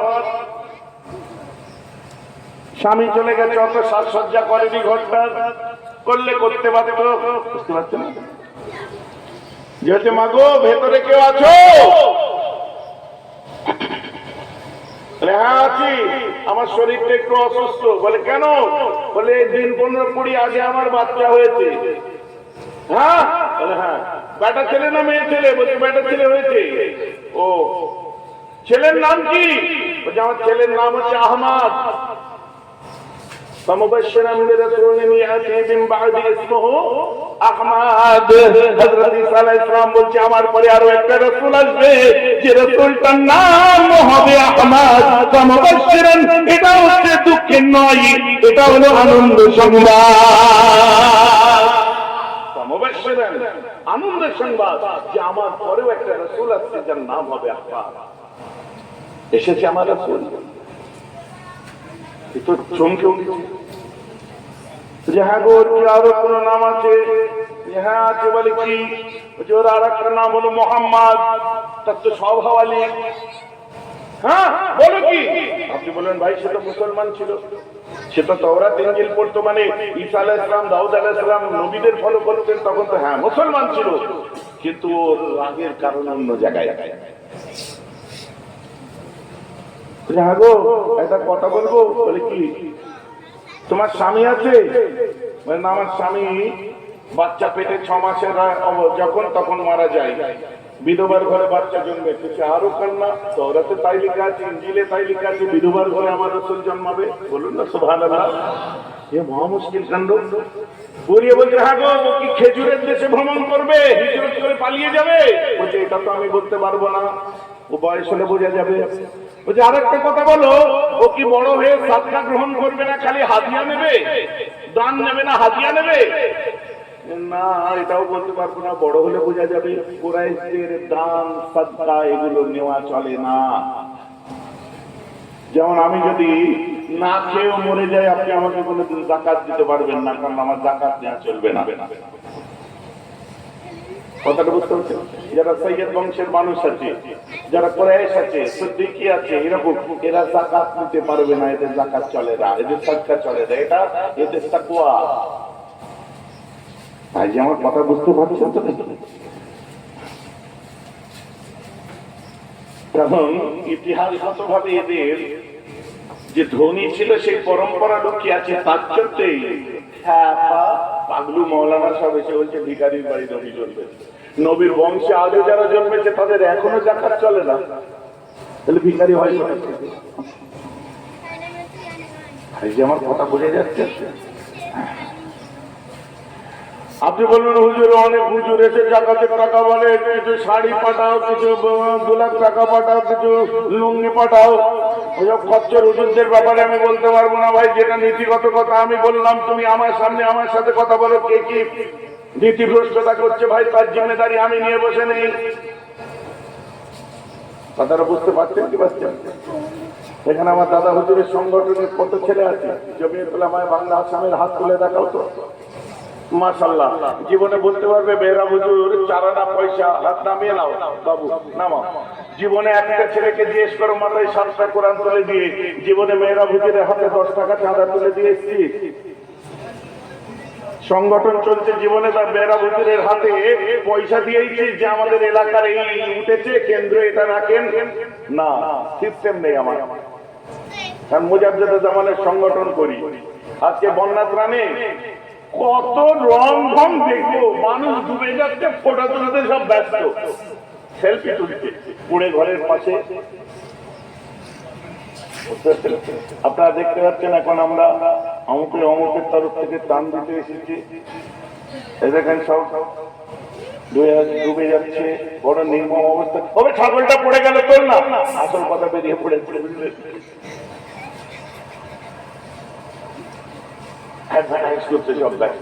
আলহামদুলিল্লাহ আমাদের ছেলেরা আজ থেকে কাজ করছে না, বিভিন্ন প্রত্যন্ত এলাকায় আজ থেকে কাজ করছে না। আমাকে ডেকে ডেকে বলে যাচ্ছে ভাইজান আসলে একদিন রান্না করার খাবার আপনি নিজের হাতে তুলে দেন। একটাই শর্ত রেখেছি, যাবো, কিন্তু আমার জমিয়তেরও ব্যানার থাকবে না আর আমার নিজেরও কোনো কভারেজ থাকবে না। মিডিয়া ধরলে আমি বলে দেবো ভাই আমি এই করতে আসিনি। আমরা কাজ কিসের জন্য করছি ভাইজান? নিশ্চয়ই এর ভেতরে বিশাল কিছু রাজ আছে। খ্যাপা তুমি এত বুদ্ধিমান, ভাবতে ভাবতে তো 15 বছর পার হয়ে গেল, আর কবে বিশাল রাজটা কাজে লাগাবো? এবার তো আক্কেল খুলে বোঝো যে না, 15 বছর আগে যে কথাগুলো বলেছিল এখনো তার উপর দাঁড়িয়ে আছে। ইনশাআল্লাহ মওত পর্যন্ত তার উপর দাঁড়িয়ে থাকবো। তোমার মেয়েতে খোট আছে, মেরা ভাই নিশ্চয়ই কিছু ব্যাপার আছে, নাই এত ছাড় দিচ্ছে মানে বড় দান মারবে, এই ভাবতে ভাবতে তো 15 বছর হয়ে গেল, আর কবে মারবো? আর যে আমার কথা বুঝতে পারছেন? ব্যাট আমি সচিন তেন্ডুলকারের মতো চালাই। এই একবারে 6টা বলে 6টা 6, 17 রানে হাফ সেঞ্চুরি, 17 বলে আর 25 বলে ফুল সেঞ্চুরি, আর পরের মাঠে যে 0তে আউট ওতে আমি নেই। এভারেজ খেলো বাবা। যেন আমার কথা বুঝতে পারছে? এভারেজ খেলো, প্রত্যেক মাঠে যেন সমান চলতে পারে। বেশি জোরে ছুটতে যেও না, হাঁপিয়ে যাবে, আর হেঁটেও যেও না চামচি খেতে লাথি মারবে। তোমার যতটা মানে কি বলবো পাওয়ার আছে তুমি চলো। আমার যুবকদের আমি তাই বলবো, তোমার যতটা ক্ষমতা তুমি সেইভাবে চলো। কথা বুঝতে পারছেন? এখন মুসলমান বোঝাবার জন্য আমি বলছিলাম, কারণ বহু ছেলেরা থেকে মোটিভেট হয়। তখন জিজ্ঞাসা করছে আচ্ছা শোনো, বলে কি ওই বাচ্চাটা কি আমার হাতে একবার দেবে? আহারে আমার দয়ার নবী সোনার নবী ছোট্ট নবীকে যখন হাতে দিয়েছে, বাচ্চা আমার সোনার নবী, ফুল নবী, চাঁদ নবী, কলিজা নবী, জান নবী, প্রাণের নবী জানের জান, কলিজার কলিজা, সোনার মানিক আমার চাঁদ, আমার রাসূলকে যখন হাতে করে নিয়েছে মুসলমান, আমার রাসূল যত এদিকে ওদিকে ঘোরাই, আমার রাসূল মুচকি মুচকি হাসতে আরম্ভ করে দেয়। হাসি থেকে মনে হয় যেন গোলাপ ঝরে পড়ছে, মুক্ত ঝরে পড়ছে। কিতাবে লেখা নেই, আমার মনে হয় নবী হাসলে মুক্ত ঝরে পড়ছে। কিতাবে কথা লেখা নেই, আমার মনটা বলে নবী হাসলে মুক্ত ঝরে পড়ছে। তুমি যদি বলে কিতাবে তুই বলতে, আমার মন চাইলে আমার রাসূলের শান বড় করতে আমার ইচ্ছা করে। তোমার হাসি দেখে যদি তোমার গার্লফ্রেন্ড বলে যে তোমার হাসি দেখে না আমার মন ভরে যায়, তোমার হাসিটা দারুণ, দাঁতের ফাঁকে আপনার বিমান তিরঙ্গা লোড হয়ে আছে, তার কথা বুঝতে পারছেন না?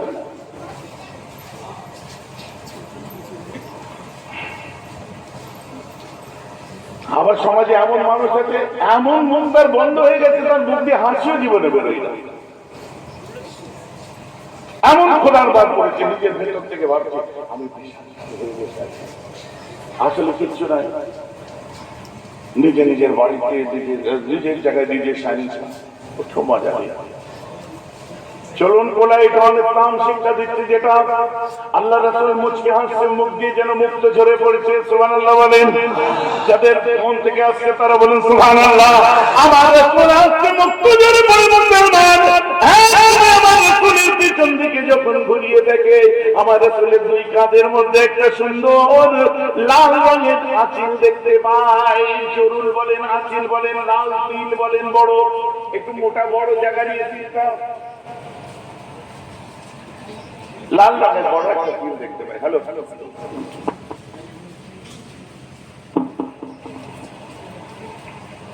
দেখা মাত্রই বলে বাচ্চা ধরুন, ধরিয়ে দিয়ে এত কান্না কাঁদতে আরম্ভ করে, কাঁদতে কাঁদতে বেহুশ হয়ে যায়। কেন ভাইজান? সে তো মুসলমান ছিল, মুসলমান ছিল, তাওরাত ইনজিল জবুরের আলেম ছিল। নবীজি দুনিয়ায় আসার আগে তার সবকিছু দেখে মিলিয়ে নেওয়ার মতো বিদ্যা ছিল। তারপরেও রাসূলকে দেখে কষ্ট পাচ্ছে। তো এইসব পীরজাদা মাওলানা মনি সাহেব কি করবে বুঝুন? আজ আমার বুঝতে পারছে তো নাকি কষ্ট পাচ্ছে, এরা কি করবে? এরা বেচারা আপনার চুলা মানুষ, সেটা নির্ণয় করতে পারে কোনদিন? তার কারণ তার একটাই হিংসা, যে যত নবী এসেছে, যত নবী, ইব্রাহিম আলাইহিস সালামের মূলত দুটো সন্তান থেকে সব নবী এসেছে। একটা ইসহাক আলাইহিস সালাম, যাকে ইসরাঈল আলাইহিস সালাম বলে। এই ইসহাক আলাইহিস সালাম বা ইসরাঈল আলাইহিস সালাম থেকে যারা এসেছে তাদেরকে ইসরাঈলী বলা হয়। বর্তমানে ইসরাঈল দেখতে পাচ্ছেন। এরা তখন পর্যন্ত ঠিক ছিল যখন পর্যন্ত হযরতে ইসহাক আলাইহিস সালাম বা ইসরাঈল আলাইহিস সালামের নীতি আদর্শ কিতাব সব মেনে চলেছিল। তারা ট্রাকের উপরে ছিল। যখন এরা খ্রিস্টানদের মতো প্রোটেস্ট্যান্ট বলে, আপনার কি বলে অর্থোডক্স বলে, এদের মতো যেমন আপনার ঈসা আলাইহিস সালামকে অবমাননা করতে আরম্ভ করলো, মেরে দিল যখন, বা এই ধরনের বিভিন্ন নবীদের বিরুদ্ধে বিদ্রোহ যখন করলো, মুসা নবীর বিরুদ্ধে যখন বিদ্রোহ করলো, দাউদ নবীর বিরুদ্ধে যখন বিদ্রোহ করলো, কোরআন তাদেরকে ইহুদি আর নাসারা আখ্যায়িত করলো। কথাটা বোঝা যাচ্ছে? আসলে এদের কিন্তু অরিজিন সেই থেকে। তো ইসরায়েলের যে ব্যাপার, হ্যাঁ ওটা মুসলমানদের ছিল, আছে, থাকবে। তোমরা যখন ট্র্যাক থেকে বার হয়ে গেছো, বাইতুল মুকাদ্দাস মুসলমানদের ছিল, আছে, থাকবে। তোমাদেরও তো ছিল। যতদিন তোমরা ট্রাকের উপরে ছিলে, তোমরা ট্রাক থেকে যখন বেরিয়ে গেছো আর তো দাবি করতে পারো না। এখন গাজওয়ারি হচ্ছে, তাই লড়াই হচ্ছে। সহজ তো যত নবী রাসূল এসেছে সব ইসহাক আলাইহিস সালামের বংশ থেকে এসেছে। বনি ইসরাঈল বলা হয় তাদেরকে। আর একমাত্র নবী, আমার নবী, একমাত্র রাসূল বা নবী ইসমাঈল আলাইহিস সালামের বংশ, মানে ইব্রাহিম আলাইহিস সালামের বড় ছেলে, বহু দোয়া, বহু প্রতীক্ষার ছেলে।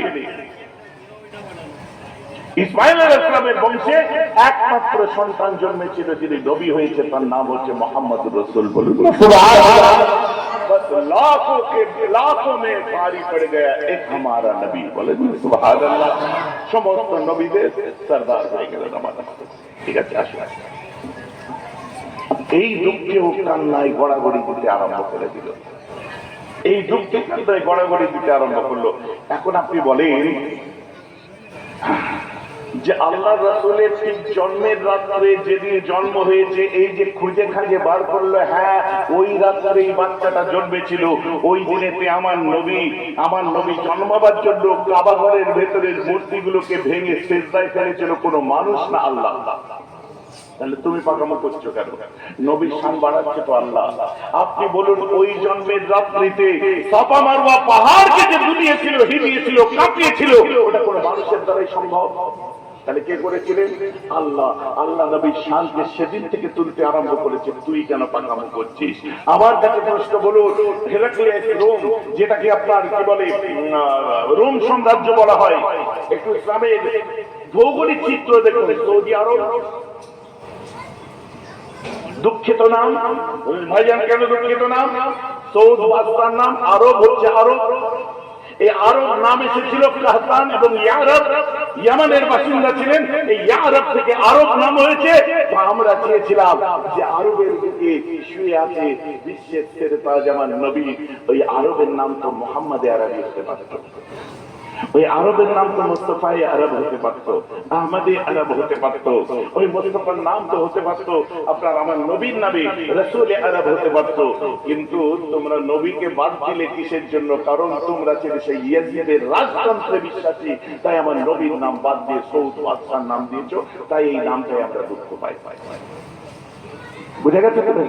আপনি বলেন আপনার এলাকায় মাদ্রাসাটা কি? স্কুল, স্কুলের নাম কি? হ্যাঁ, প্রাইমারি স্কুল। নিশ্চয়ই এর মধ্যে কোন শিলাকিলা দেওয়া আছে যারা স্কুল জায়গা দান করেছে, আছে কি নেই? ভূমি দান করেছে যারা, আছে কি নেই? আছে। কেন? এটা যারা দান করেছে তাদেরকে রেসপেক্ট দেওয়া, যে হ্যাঁ সেই স্কুলের জন্য, সমাজের জন্য তারা করেছে, আল্লাহ তাদের কবুল করুক, তাদের দানকে কবুল করুক। বিভিন্ন জায়গায় মাদ্রাসা হয়, পশ্চিমবঙ্গে সে মাদ্রাসায় লেখে সিদ্দিকিয়া, আবু বকরিয়া বা মুজাদ্দিদিয়া। কেন? যে এই বাংলায় পূর্ব ভারতের জমিনে একজন জন্মেছিলেন, ইতিহাস বলছে তার মতো নায়াব, তার মতো ইউনিক পার্সোনালিটি 250 বছরের ইতিহাসে বাংলায় আর জন্ম নেয়নি। বলুন না সুবহানাল্লাহ। বাংলার মানুষ যে কোনো কাজ করলে একটু দাদা হুজুরের নামটা জুড়ে দেয়। কথাটা বুঝতে পারছেন? বাংলার মানুষরাই কি করে? কোটি কোটি টাকার মালিক, তারাও চলে যাবে যে একটু খেদমত করে, একটু জুতো মারা কাজ করে, ঝাড়ু দেওয়া কাজ করে, একটু মানুষের ছোটো কাটা তুলে ফেলা। কথা ঠিক বলছি না ভুল বলছি? এটা নিজেদের গর্বের গৌরবের বিষয় মনে হয় যে মুজাদ্দিদে জামানের দরবারে আমরা যাচ্ছি। ওর ঘরে খাবার অভাব নেই, মাশাআল্লাহ, ও ধনী লোক, ওরও ঘরে আছি। আমরা তো আশা করতেই পারি সে আরবের জমিনে জন্মলে সারা পৃথিবীর শ্রদ্ধা আমার রাসূল আরবের নামটা নবীর নামে হল না। এটাই হচ্ছে আমাদের আপত্তির জায়গা। যাই হোক, চলো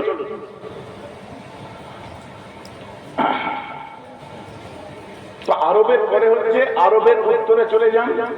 আরবের উত্তরে হচ্ছে শাম বা সিরিয়া, সিরিয়ার উত্তরে যান তুরস্ক, তুরস্কের পরে চলে যান আপনার ইজিয়ান সাগর মর্মসাগর পাবেন।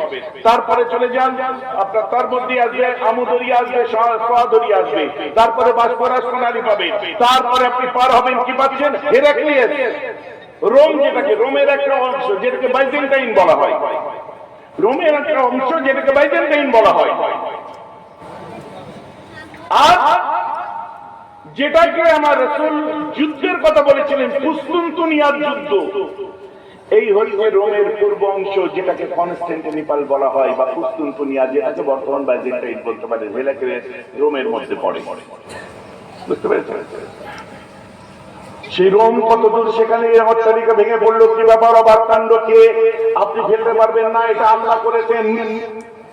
এমন মুসলমান, তাই তো আমি একটা ওয়াজ করি, মুসলমান আমার রাসূল যখন জমিনে তশরিফ আনেন, সাফা মারওয়া পাহাড় জমিন কাঁপতে আরম্ভ করে।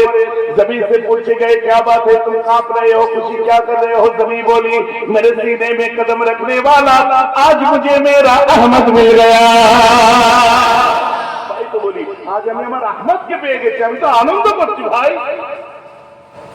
आसमान खुशी खुशी, क्या बात है, तुम भी खुशी मना रहे हो? आसमान ने कहा, क्यों न खुशी मनाओ, मेरे सीने को चीरते हुए अर्श पे जाने वाला मुझे मेरा मोहम्मद मिल गया। जबी बोली क्यों न खुशी मनाओ, मुझे मेरा अहमद मिल गया। आसमां ने कहा मुझे मेरा मोहम्मद मिल गया। वलियों ने कहा मुझे रब का नजारा मिल गया। यतीमों ने कहा मुझे सहारा मिल गया। बेवाओं ने कहा मुझे आसरा मिल गया। भटकने वालों ने कहा मुझे हिदायत का सितारा मिल गया। खाना बदूस ने कहा मुझे मकाम मिल गया। नमाज वाले ने मुझे तकद्दुस मिल गया। अत्तैयार ने कहा सलाम अलैका या नबी मिल गया। आशिकों ने कहा मुझे माशूक मिल गया। महबूबों ने कहा मुझे महबूब मिल गया। आलिमों ने कहा मुझे इल्म मिल गया। अंधेरों ने कहा मुझे उजाला मिल गया। नबियों ने कहा मुझे इमाम मिल गया। चांद ने कहा मुझे चांदनी मिल गया। सूरज ने कहा मुझे रोशनी मिल गया। सितारों ने कहा मुझे चमक मिल गया। अबू बकर ने कहा मोहम्मद नबी को हमें सदाकत मिल गया। उमर ने कहा मुझे अदालत मिल गया। उस्मान ने कहा मुझे शिजाअत मिल गया। अली ने कहा मुझे शराफत मिल गया। हसन हुसैन ने कहा मुझे शहादत मिल गया। बंदों ने कहा मुझे इज्जत मिल गया। और तमाम उम्मत ने कहा रसूलुल्लाह मिले तो अभी हमारा शफाअत मिल गया।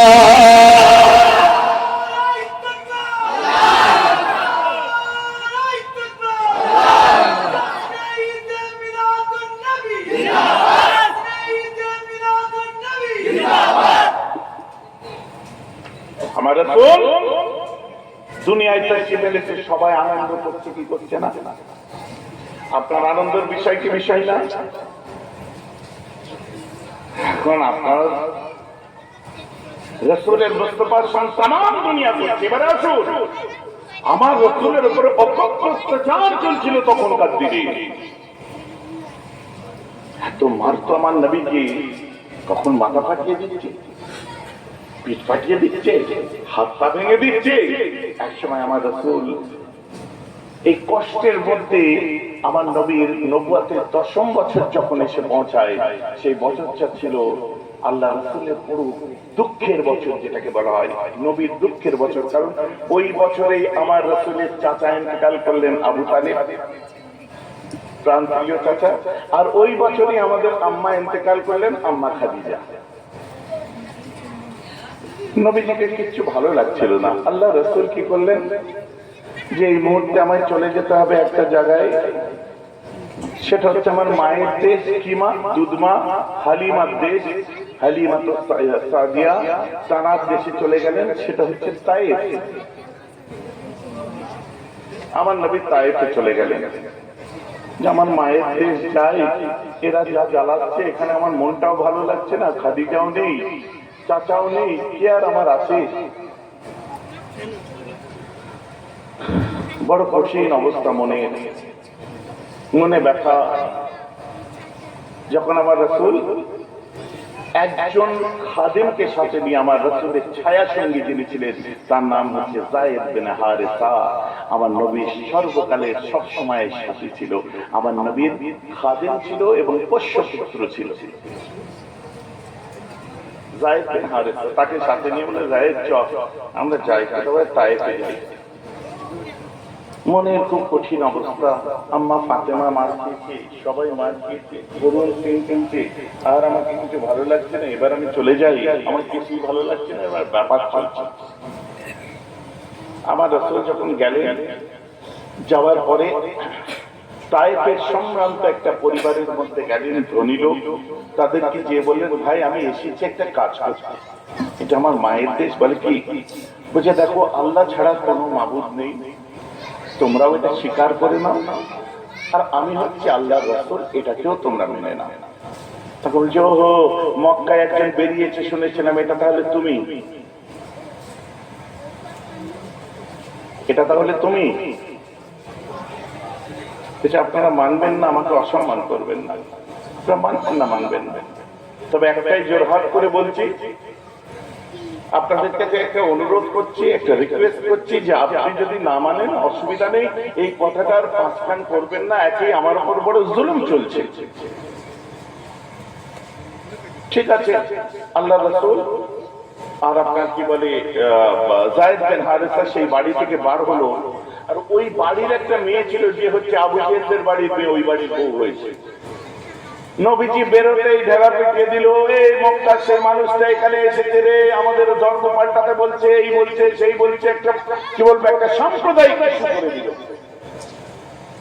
আমাদের লাল উজ্জ্বল মানাত আবলকে সব গালাগাল করছে, এই হচ্ছে সেই লোক, অকথ্য অত্যাচার আমার নবীকে পাথর ঢিল সব মারতে আরম্ভ করলো। সাহেবের হাড় তার কপাল থেকে ঝরঝর করে রক্ত পড়ছে, নবীজিকে চোট লেগেছে, এমন এমন জায়গায় আঘাত লেগেছে, আমার রাসূলের শরীর বয়ে কোমর হয়ে টান দিয়ে পায়ের নিচে রক্ত, জুতোর সঙ্গে বালি জড়িয়ে গেছে, মনে করছে ঘামে, কিন্তু দেখছে লাল রক্তের সঙ্গে হারে আমার দয়ার নবীর রক্ত তাইফের জমিনে পড়ছে। আমার রাসূল হাঁটতে হাঁটতে প্রাণ বাঁচাতে বাঁচাতে কোন রকমে মানে চোট খাওয়া শরীর নিয়ে আমার নবী একটা আঙ্গুরের বাগানে ঢুকে গেল। সে আঙ্গুর বাগানের দু ভাই উতবা বিন রাবিয়া, শাইবা বিন রাবিয়া, এদের বাগানে ঢুকে গেল। আর তখনকার নিয়ম হচ্ছে, কেউ যখন কোনো কারো আস্তানায় ঢুকে যাবে তাকে আর কেউ আক্রমণ করতে পারবে না। আল্লাহ রাসূল যখন ঢুকে গেলেন তখন বলল যে এই মানুষটাকে এত কষ্ট দেওয়া হয়েছে, এইভাবে মারা হয়েছে, আহারে ওকে কিছু আঙ্গুর দে। আমার রাসূল রক্ত মুছছেন, যায়েদ বিন হারেসাকে দেখছে তার কপাল থেকে রক্ত মুছে দিচ্ছে, আহারে কত কঠিন অবস্থা, করুণ অবস্থা। ওই বাগানের একজন মালি এসে আল্লাহ রাসূলকে বলছে, মুসাফির এনাও আঙ্গুর খাও, অনেক রক্ত বেরিয়ে গেছে, আঙ্গুর খাও। আমার রাসূল মুছতে মুছতে আঙ্গুরটা দেখে আল্লাহ রাসূল বিসমিল্লাহির রহমানির রহিম, খুব মেরেছে। যাই কি বললে তুমি? আমার নবীকে বলছো, তুমি কি বললে? কেন কি বললাম? তুমি বিসমিল্লাহ বললে কেন? আমি যেটা আমার ভাষা আমি বলেছি। যে ভাষা তোমার শুধু নয়, এই ভাষা আমারও। বলে কেন? বলছে আরবরা সবসময় কিছু নিলে খাওয়ার সময় বলে বিসমিকা আল্লাহুম্মা, আর বিসমিল্লাহির রহমানির রহিম এটা তো কোরআনের আয়াত, এই ভাষা তুমি কোথায় পেলে? আমার রাসূল বলছে তোমার বাড়ি কোথায়? বলছে আমার বাড়ি হচ্ছে নিনুয়া। বলছে নিনুয়া মানে ইউনূস আলাইহিস সালামের গ্রামে তোমার বাড়ি? বলছে তুমি কি করে চিনলে ওনাকে? ওনার নামই তো কেউ জানে না। যে সেও নবী আর আমিও নবী। সঙ্গে সঙ্গে বলছে আমি আপনার পিঠটা দেখতে পারি।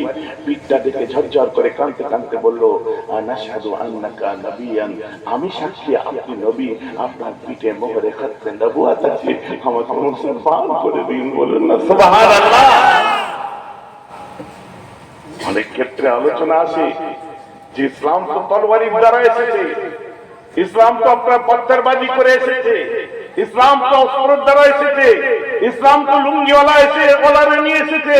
কোন লুঙ্গিওয়ালা? কেরালার লুঙ্গিওয়ালা, তামিলনাড়ুর লুঙ্গিওয়ালা, অন্ধ্রপ্রদেশের লুঙ্গিওয়ালা, কোটাকার লুঙ্গিওয়ালা, করুণানিধির লুঙ্গিওয়ালা, না কাদের লুঙ্গিওয়ালা, ওটা আমাদের কাছে পরিষ্কার নয়। বুঝতে পেরেছেন? তবে ইসলাম এসেছে, তোমার মতো চুনোপুটিদের কথা আমি শুনবো না, যাদেরকে পৃথিবীর 0.1% মানুষরা বোঝে না, তারা যদি বলে যে পাথরবাজি বা সন্ত্রাস দ্বারা ইসলাম কায়েম হয়েছে। আমি তোমার সামনে প্রফেসর স্পিটার বসওয়ার্থের একটা কথা তুলে ধরবো, মাফ করবেন, আমি তোমার সামনে আমেরিকান একজন লেখক মিস্টার ডেভিড কোটের একটা কথা তুলে ধরবো। মিস্টার ডেভিড কোট লিখছেন, we must recognize that the spread of Islam not won by the জি of sword but is spread by the magic of speciality and wonderful eloquence। একদম সত্যের অপলাপ করবে না। সে বলছে পৃথিবীর বুকে ইসলাম, কে বলেছে ইসলাম তলোয়ারের সন্ত্রাস দ্বারা বিজয় লাভ করেছে? ইসলাম তো এসেছে মুহাম্মাদের মুখের বাণীতে, আর তার আদর্শের জাদু বিশ্ব জয় করে নিয়েছে। বলুন না সুবহানাল্লাহ। তোমারটা শুনবো না আমি তারটা শুনবো? একজন খ্রিস্টান মানুষ বলছেন লেটেড himself but he is the author of book that is Quran. বুঝি পড়াশোনা জানে না, কিন্তু তিনি কোরআন এনেছে, কোরআন আমাদের সামনে দিয়েছে, এটা বলতে হবে। এখন আল্লাহ গর্দান চেপে ধরেছে যে লেখাপড়া জানে না, সে কোরআন কি করে তোর সামনে আনলো, তুই দেখা। সে তখন বলছে না, the Quran is a book which is a poem, a code of life and a code of laws, a book of common prayer. That is my Bible also, all in one, and is reverenced by a large section of humans as miracle of purity, as miracle of poetry, as miracle of wisdom, and as miracle of truth. All miracles come by one man, Prophet Muhammad. Bolun na subhanallah. অলৌকিকতা সেই দিয়ে এসেছে, যাবতীয় যা কিছু। আর তুমি তার গোলামি করা বাদ দিয়ে কোন মৌলবীর গোলামি করতে গিয়ে রাসূলের শানকে ছোট করছো। আফসোস, আবার নামের পিছনে কেউ যদি সেই নবীর বংশের পরিচয় দিয়ে দেয়, তার তো আরো বড় আফসোস, থুতু ফেলে ডুবে মারা দরকার। কথাটা খারাপ লাগছে নাকি শুনতে? তোমাদেরকে আজ ওয়াদা করতে হবে, ভাইজান জিন্দাবাদ করলে হবে না। আজকে ভাইজানে যদি রাসূলের শানে কোনদিন গুস্তাখিমূলক কথাবার্তা বলে, নাউজুবিল্লাহ, আল্লাহ না বলা, তো তুমি ভাইজান নয় রাসূলুল্লাহর দিকে চলে যাবে। মনে থাকবে তো নাকি? তখন ভাইজান নয় রাসূলুল্লাহর দিকে চলে যাবে। আলহামদুলিল্লাহ, দোয়া করবেন আমরা যেন গোলামানে মুস্তাফা হয়ে থাকতে পারি। সকলে বলুন আল্লাহুম্মা আমিন, বলুন আল্লাহুম্মা আমিন। ভাই যে আমার কথা পরিষ্কার করে, এখানে পুরো আপোষ নেই। আসুন মুসলমান, সেই মানুষটা আল্লাহ রাসূলকে এবারে বলে দিলেন, যান আপনি এই রাস্তা দিয়ে বেরিয়ে চলে যান। নবীজিকে ওখান থেকে এই রাত্রে 8টা-9টার দিকে পার করে দিলেন। যন্ত্রণা হচ্ছে, রক্ত ঝরে পড়ছে, মাথায় কনকন করছে, হাড়ে শরীরে লাগা কি জিনিস যাদের লেগেছে তারা জানে। তারপরে অত্যাচার আমার রাসূলের উপর হয়েছে। আমার রাসূল কারণে মানাজিল বলে একটা জায়গায় অবস্থান করে, মানে একটু মোটামুটি বিপদ মুক্তি মনে হয়েছিল, যেখানে আর বিপদ নেই। গভীর রাত্রিতে আল্লাহ রাসূল আল্লাহর দরবারে মুনাজাতে শরীক হয়ে গেলেন, সিজদায় পড়ে গেলেন, আল্লাহকে বলছে। বড় করুণ মুনাজাত ছিল ওটা, আমার নবীর বড় করুণ মুনাজাত ছিল ওটা। মুসলমান, আল্লাহ রাসূল আসমানের দিকে মুখ তুলে দিয়ে চোখ দিয়ে শুধু পানি পড়ছে। এক সময় আল্লাহকে বলছে, আল্লাহ, কথা বলতে পারছে না, ফুপিয়ে ফুপিয়ে উঠছে আমার রাসূল, আল্লাহ আপনি কি আমার ফয়সালাটা এই কাফেরদের হাতে ছেড়ে দিয়েছেন? আল্লাহ আমার ফয়সালাটা কি কাফেরদের হাতে আপনি ছেড়ে দিলেন? ওরা মারছে, ধরছে, আপনার হাবিবকে কি কষ্ট দিচ্ছে, আল্লাহ আমার ফয়সালা কি কাফেরদের হাতে আপনি ছেড়ে দিলেন? সঙ্গে সঙ্গে শত শত ফেরেশতা নিয়ে জিবরাইল আলাইহিস সালাম হাজির হয়ে আল্লাহ রাসূলকে বললেন, মাথা তুলো। আমার নবী কাছে, জিবরাইল তুমি? বলছে, আমার পেছনে এই শত শত ফেরেশতা, এই যে পাহাড়ের তায়েফের দুদিকে 150 কিলোমিটার যে পাহাড় দেখছেন, এই পাহাড়ের দায়িত্বে এরা আছে। আল্লাহ পাঠিয়েছে যে আপনি একবার হুকুম করুন, একটা একটা ফেরেশতা একটা করে পাথর তুলবে, আপনাদের গ্রামকে গ্রাম পিষে মেরে দেবে একদম। আপনি একটা হুকুম করেন, আল্লাহ আপনার হুকুমের অপেক্ষায় আছে। আমার নবী বলছে, আমার আল্লাহ এদিকে খেয়াল রেখেছেন, এটা আমার জন্য অনেক বড় ব্যাপার। আল্লাহকে জানিয়ে দাও, উনকি মোহাম্মত তো রহমত বনকে আয়ে হ্যায়, বলুন না সুবহানাল্লাহ। এরপরে আমার রাসূল ওখান থেকে রওনা দিয়ে দিলেন। রওনা দেওয়ার পরে মক্কা থেকে 14 মাইল আগে বিশাল বড় খেজুরের বাগান, যেটাকে ওয়াদিয়ে নাখলা বলা হয়। এই জন্য তো আপনাদেরকে বলছি একবার ঘুরে আসুন। কোথা থেকে? সেখান থেকে। সেখান থেকে ইশারাটা যেন আল্লাহ কবুল করবে, বলুন আমিন। এই জন্য ওয়াদিয়ে নাখলা পেয়ে যাবেন মুসলমান, খেজুরের বিশাল বড় বাগান। ওই বাগানের মধ্যে আমার রাসূল যখন পৌঁছায়, সারা রাত আপনার কষ্ট করে এসে ওখানে ফজরের ওয়াক্ত হয়ে গেছে। ফজরের নামাজ পড়তে আমার নবী দাঁড়িয়ে গেলেন, সূরাতুল বাকারা তেলাওয়াত করছেন। যায়েদ বিন হারিসা পিছনে আমার রাসূল ইমামত করছে, জোরে জোরে কোরআন পড়ছে।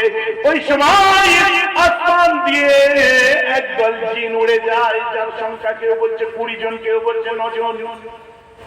এই জিনগুলো কারা জানেন? আকাশ থেকে বড় শয়তান যখন বলেছিল, মনে পড়ছে ওয়াজ, দুনিয়ায় কিছু হয়েছে, দেখো আকাশে কিচ্ছু নয়। ওরা যে দুনিয়া ঘুরে খুঁজতে আরম্ভ করলো, এই 50 বছর ধরে ওরা উড়েছে। সুবহানাল্লাহ বলে, 50 বছর ধরে উড়েছে। ওড়ার পরে আল্লাহ রাসূলের এই শব্দটা শুনে তারা নেমে এসে আল্লাহ রাসূলের পেছনে কিতাব শুনতে আরম্ভ করলো। সালাম ফেরার পরে বলছে, আপনি কে? আমার রাসূল বলছে, আমি হলাম আল্লাহ এক, আর আমি তার রাসূল। আল্লাহ ছাড়া কোনো মাবুদ নেই, আর আমি তার রাসূল। ওই সময় ওই জিনগুলো বলে দিল, আনাশহাদু আন্নাকা রাসূলুন, এতে কোনো সন্দেহ নাই। 50 বছর ধরে আপনাকে করছি, আপনি বেশক হলো সেই রাসূল। কোন রাসূল? বলছে, যার দুনিয়ায় আসার জন্য আকাশের দরজা বন্ধ করে দেয়া হয়েছে। আমরা আকাশে উঠতে গেলে আমাদের মারা হয়। আপনি যেটা তেলাওয়াত করছিলেন, বেশক ওটা আসমানি কিতাব, এটার কথা আমাদের আকাশ থেকেই বলা হয়েছে। কেন? আমার রাসূলের জন্মের দিনেতে আল্লাহ কোরআন নাযিল করেছিলেন, দুনিয়ায় নয়, লাওহে মাহফুজ থেকে বাইতুল ইজ্জত। বাইতুল ইজ্জত কোথায়? প্রথম আসমানে বাইতুল ইজ্জত। তাই কোরআন বাইতুল ইজ্জতে এসে গেছে। এবার নবীর কাছে নাযালনা পদ্ধতিতে, নুজুল পদ্ধতিতে আল্লাহ রাসূলের কাছে আসবে। এই আনজালনা নাযালনার ব্যাখ্যা আমি পরে বুঝতে পেরেছি। তাই প্রথম আসমানে এসে গেছে, আকাশের দরজা বন্ধ করে দেওয়া হয়েছে। শয়তানরা যেতে গেলে ওখানে ফেরেশতারা তখন অগ্নি শিখা দিয়ে মারে, বলে এখন যখন যাই তখন আমাদের ইয়াজিদ লাহু শাহাবার রাসাদা, আমাদেরকে অগ্নি শিখা দ্বারা আক্রমণ করা হয়। একটাই আয়াত তেলাওয়াত করেছিলাম, সেইটা দিয়ে আমি শেষ করলাম। কথা বোঝা যাচ্ছে? 12টা বেজে গেছে নাকি দেখো তো করলাম।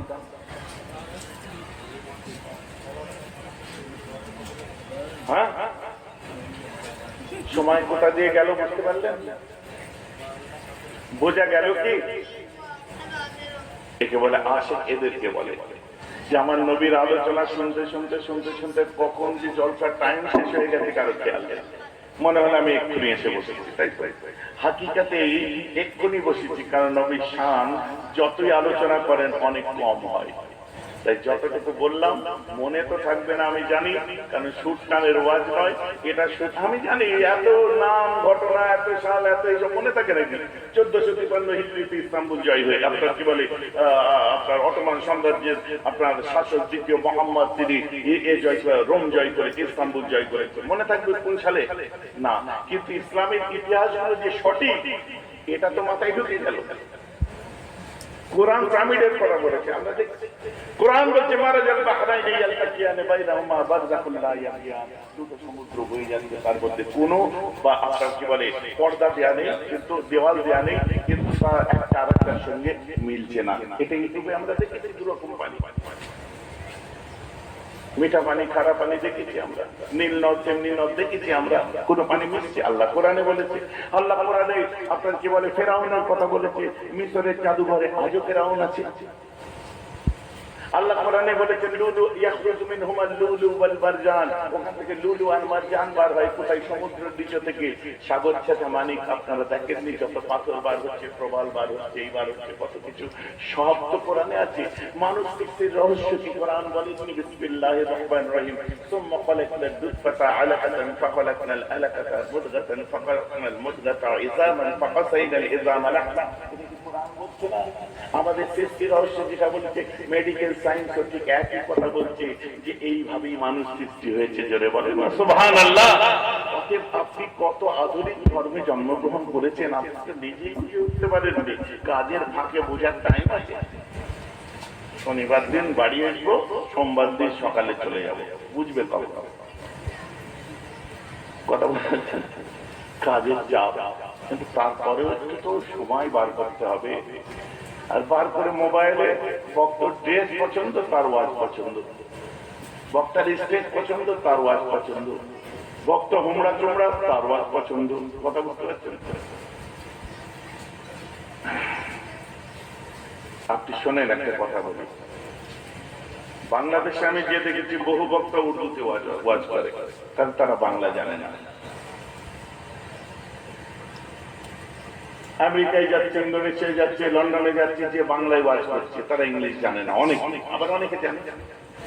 আচ্ছা আপনি বলেন তো, এই যে ওয়াজগুলো কষ্ট করে আপনাদের বাংলায় শোনাচ্ছি, এটা কি ইংরেজি বা উর্দুতে করার মতো আমার মধ্যে সে ক্যাপাবিলিটি নেই? আমার যখন বাইরের রাজ্যে ওয়াজগুলো শুনেছেন সেখানে ইংলিশ আর উর্দুতে শুনতে পারবেন, কিন্তু বাংলার বুকে আমরা যে ওয়াজটা করছি এটা যদি উর্দুতে আমরা করি, ইংলিশে যদি করি, এটা এত ভিউ হবে, সারা ইন্ডিয়া সারা দুনিয়া দেখবে। কিন্তু আল্লাহ পূর্ব ভারতের মুসলমানদের জন্য মুজাদ্দিদে জামানকে পাঠিয়েছেন। আপনাদের দিকে লক্ষ্য করে আমি বাংলায় ওয়াজ করি, কারণ আমার কোনো ইউটিউব চ্যানেলই নেই, সত্যিকারের নেই। যত ইউটিউবার দেখছেন ওরা নিজের মতো যা যেখানে পারিশ করে যাচ্ছে। আলহামদুলিল্লাহ এত কমপ্লিট ভাবে বলার চেষ্টা করি, আমার কোনো আলাদা করে বসে কোনো ইউটিউবারকে ইনস্ট্রাকশন দেওয়া নেই যে একটু এডিট করে এটা কেটে ওটা কেটে ওটা কেটে ওটা কেটে, আমার দরকার নেই। আমার পার্সোনাল ইউটিউবার নেই, কেন আমার কাজ ওটা নয়। গলা বিক্রি করার, পপুলারিটি পাওয়া, আপনার অ্যাডভার্টাইজ করার নেই। আমার কত রিল আছে দেখবেন ইউটিউবে, আমি দেখতে পাই আমার গাড়ির রিল আছে, আমার আপনার দরবারে হেঁটে যাওয়া, বাইক চালানো, গাড়ি চালানো, কত রিল আছে। বিশ্বাস করুন কোনদিন আমি নিজের রিল, নিজের ছবি, নিজের অ্যাডভার্টাইজিং গাড়িতে চাকাই ক্যাব, আমার এই যে এই গাড়ি চলে আসলো, এখন চাকাই ক্যাবটা লাগানো হচ্ছে, এখন কথা বুঝতে পারছেন না? আজকে আমি যেখানে গাড়ি নামিয়ে দিয়েছি অত দামি গাড়ি জান ধরে আমি নামার চাচ্ছি, কোথায় গেল? বলছি ভাইজান নামান নেই, ওর জানে কষ্ট হচ্ছে। কেন বলেন তো? আমাকে মহব্বত করে তাই। ভাইজান এত দামি গাড়িটাই কাদায় এখানে নামিয়ে দেবেন? 4 দিন স্টিয়ারিং এ বসেছে, ট্র্যাক্টরের মতো কাদায় নামিয়ে দিয়েছি। দেখেন এখন আবার তুলে আমি নিয়ে যাবো, ও ঠেলতেও হয় না, ধাক্কাও দিতে হয় না, লাগলে আছে ছেলে আছে দিয়ে দেবে 2টো ধাক্কা। এদের তো কলিজা ফেটে যাবে রে ভাই। 4 বার করে গাড়ি রুমাল দিয়ে মুছবে, কথা বুঝতে পারছেন? কারণ আমাদেরকে আল্লাহ গাড়ি দিয়েছে আইয়াছি করার জন্য নয়, শখ করার জন্য নয়, পাবলিককে শো করার জন্য নয়। আল্লাহ আমাদের গাড়ি দিয়েছে, আমাদের ওই গাড়িটা খারাপ হয়ে যায় তাড়াতাড়ি, যেটা নিয়ে জলসায় বেরোই না। সাকলাইন চেনেন? সাকলাইন নাম শুনেছেন? আমার সাকলাইন একটা গাড়ি চালাই দেখবে, সাদা রঙের গাড়ি, বুঝলেন? আমাকে বলছে আবু খালি হাওয়া কমে যাচ্ছে। আমি চাকাটা খুলে নাও, খুলে পাল্টে দাও, লিকটা সারিয়ে নাও। না এটা তো লিক হয়ে গেলেও 50 কিলোমিটার চলে, তো ওই অবস্থায় যে হাওয়া দিয়ে আবার রেখে দিই, 2 দিন পর আবার হাওয়া কমে যায়। আজকে বসে আছে ও আমার কাছে এসে কোনগুলো ঘাটছে, আমাকে বলছে আমার গাড়িটা নিয়ে জল চাই জানি না কেন? বলছে গাড়িটা জল চাই না দিয়ে গেলে এবার হাওয়া কমাবে, আরাম কমবে না। আমার কথাটা বুঝতে মাইন্ড ওর কি আছে? ওর মাইন্ড এটাই আছে যে আমার বাড়ির গাড়ি কিনা হয় ইসলামের কাজ করার জন্য। কত দেশ দেশাল করে বিকানির থেকে 12,500 কিলোমিটার গাড়ি চালিয়ে এয়ারপোর্ট থেকে আপনার ওই জয়পুর এয়ারপোর্ট থেকে কলকাতা এয়ারপোর্ট, রাত্রি 12:30টায় বাড়ি ফিরেছি। আবার এই গাড়িটা নয়, আগের গাড়িটা হবে, হয়তো সেই গাড়ি দিয়ে ফজরের নামাজ পড়ে বার হয়ে গেলাম ঝাড়খণ্ড। পারবেন? পারবেন না। যুদ্ধের কত পয়সা না, আমাদের নেশা, আমাদের নেশা।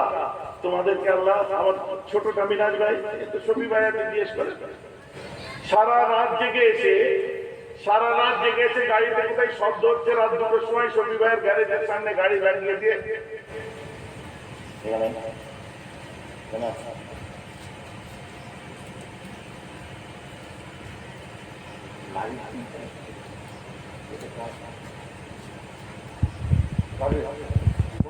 বন্ধ করো না, এখন এমনি কথা বন্ধ করে দাও।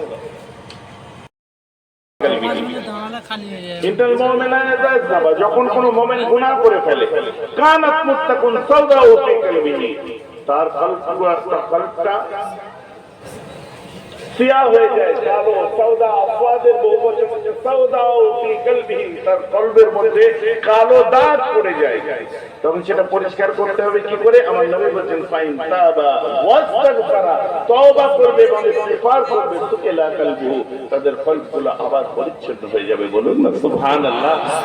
তো আমরা এখন তওবা করব, ঠিক আছে?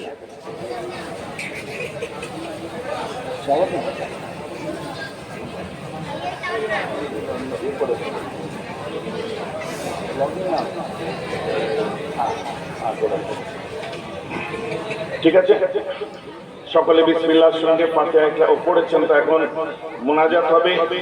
আপনারা যে যা পড়েছেন আমাকে উকিল করুন। মাশাআল্লাহ বহু মানুষ কুটুম এসেছিল, সব ঘরে ছিল, এখন ওই ভাইগুলো দাঁড়িয়ে অনেকক্ষণ ধরে, এরাও দাঁড়িয়ে, বহু ছেলেকে নতুন দেখছি, সব কুটুম এসছে, গল্প করছিলেন। বলে আপনাকে কেন বলতে যাবো হুজুর, দাওয়াত করে এনেছিলে কি করতে? আলহামদুলিল্লাহ, আপনাদের যাদের যাদের এক কথা খতম করা আছে নিয়ত করে নেবেন। হ্যাঁ মাশাআল্লাহ, আলহামদুলিল্লাহ, ঠিক আছে। যে যা পড়েছেন আমাকে উকিল করুন। আল্লাহুম্মা আমিন। গুনাহগার ক্রিয়াকার খাতাকার সঙ্গীতকার পাপী পাপিষ্ঠ, আপনি ছাড়া নেই কোনো মদদগার।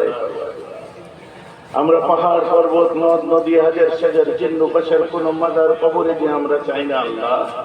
আল্লাহ যদি চাই তো আপনার আজিম শান দরবারে দুটো হাত পেতে আপনার কাছে চাই আল্লাহ। আপনি যদি ঘুরিয়ে ফিরিয়ে দেন আমরা কোথাও ঠাই পাবো না আল্লাহ। আল্লাহ আমাদের নাপাক জবান থেকে পবিত্র কালামুল্লাহ শরীফ, হাদিস শরীফ, মিলাদ শরীফ, সালাম শরীফ দরুদ শরীফ ইবাদতে মাআলি বাদানি কমিটি ছেলেদের অক্লান্ত পরিশ্রম যে সওয়াব আতা করবেন, এই সওয়াবকে আমার নবীজির রূপ পাকে পৌঁছে দিন। আদম থেকে ঈসা तमाम अंबियाদের अरवाह সওয়াবকে পৌঁছে দিন। अल्लाह खास करे साहब के सहाबा ताबईन तबे ताबईन अइम्मा मुस्ताहिदीन मुहद्दिसीन मुफस्सिरीन मुज्तहिद मुसन्निफीन, चार इमाम चार पीराने पीर दे अरवाह पहुंचे अल्लाह बड़े शेख खरे शेख बख्तियार काकी निजामुद्दीन औलिया बहाउद्दीन नक्शबंदी मुजद्दिद अल-फिसानी आकी सिराजी शेख सूफी फतेह अली कैफी नूर मोहम्मद निजाम कोली हुजूर हजरत सैयद अहमद बेल्लवी रहमतुल्लाह अलैहिम अजमाइन। शकूर रहमहुल्लाह अल्लाह खास कर আমার মুজাদ্দিদ জামান দাদা হুজুর, আমার পাঁচ হুজুর, আমার দাদুজি আব্বা চাচা থেকে আরম্ভ করে औलाद মুজাদ্দিদ জামান তার तमाम খুলাফা বিলখুসুস আজকে যারা হাত তুলে আমিন আমিন করছে, যারা মেহনত করেছে, মুশাক্কাত করেছে, দান করেছে, এই গ্রামের মসজিদ থেকে মক্তব থেকে মাদ্রাসা থেকে বিভিন্ন ভালো ভালো কাজে দান খায়রাত সাদাকাত যারা করেছে আল্লাহ আল্লাহ আপনি প্রত্যেকের আত্মীয় স্বজন যারা কবরে গেছে আল্লাহ আল্লাহ আমাদের মা বাপ আবাদ সেই শাকারি আত্মীয় স্বজনদের আরওয়াহে সওয়াবকে পৌঁছে দিন আল্লাহ আল্লাহ সবার কবরকে কুশাদা করে দিন আল্লাহ অন্ধকার কবরেতে নূরের আলো জ্বালিয়ে দিন আল্লাহ আল্লাহ অন্ধকার কবরকে নূরুন আলা নূর করে দিন আল্লাহ আল্লাহ খাস করে আল্লাহ আযাবুল কবর আযাবুল হাশর আযাবুল নশর আযাবুল নাদি আযাবুস সিরাতে আযাবুল জাহিম থেকে তাদের নাজাত দিন আল্লাহ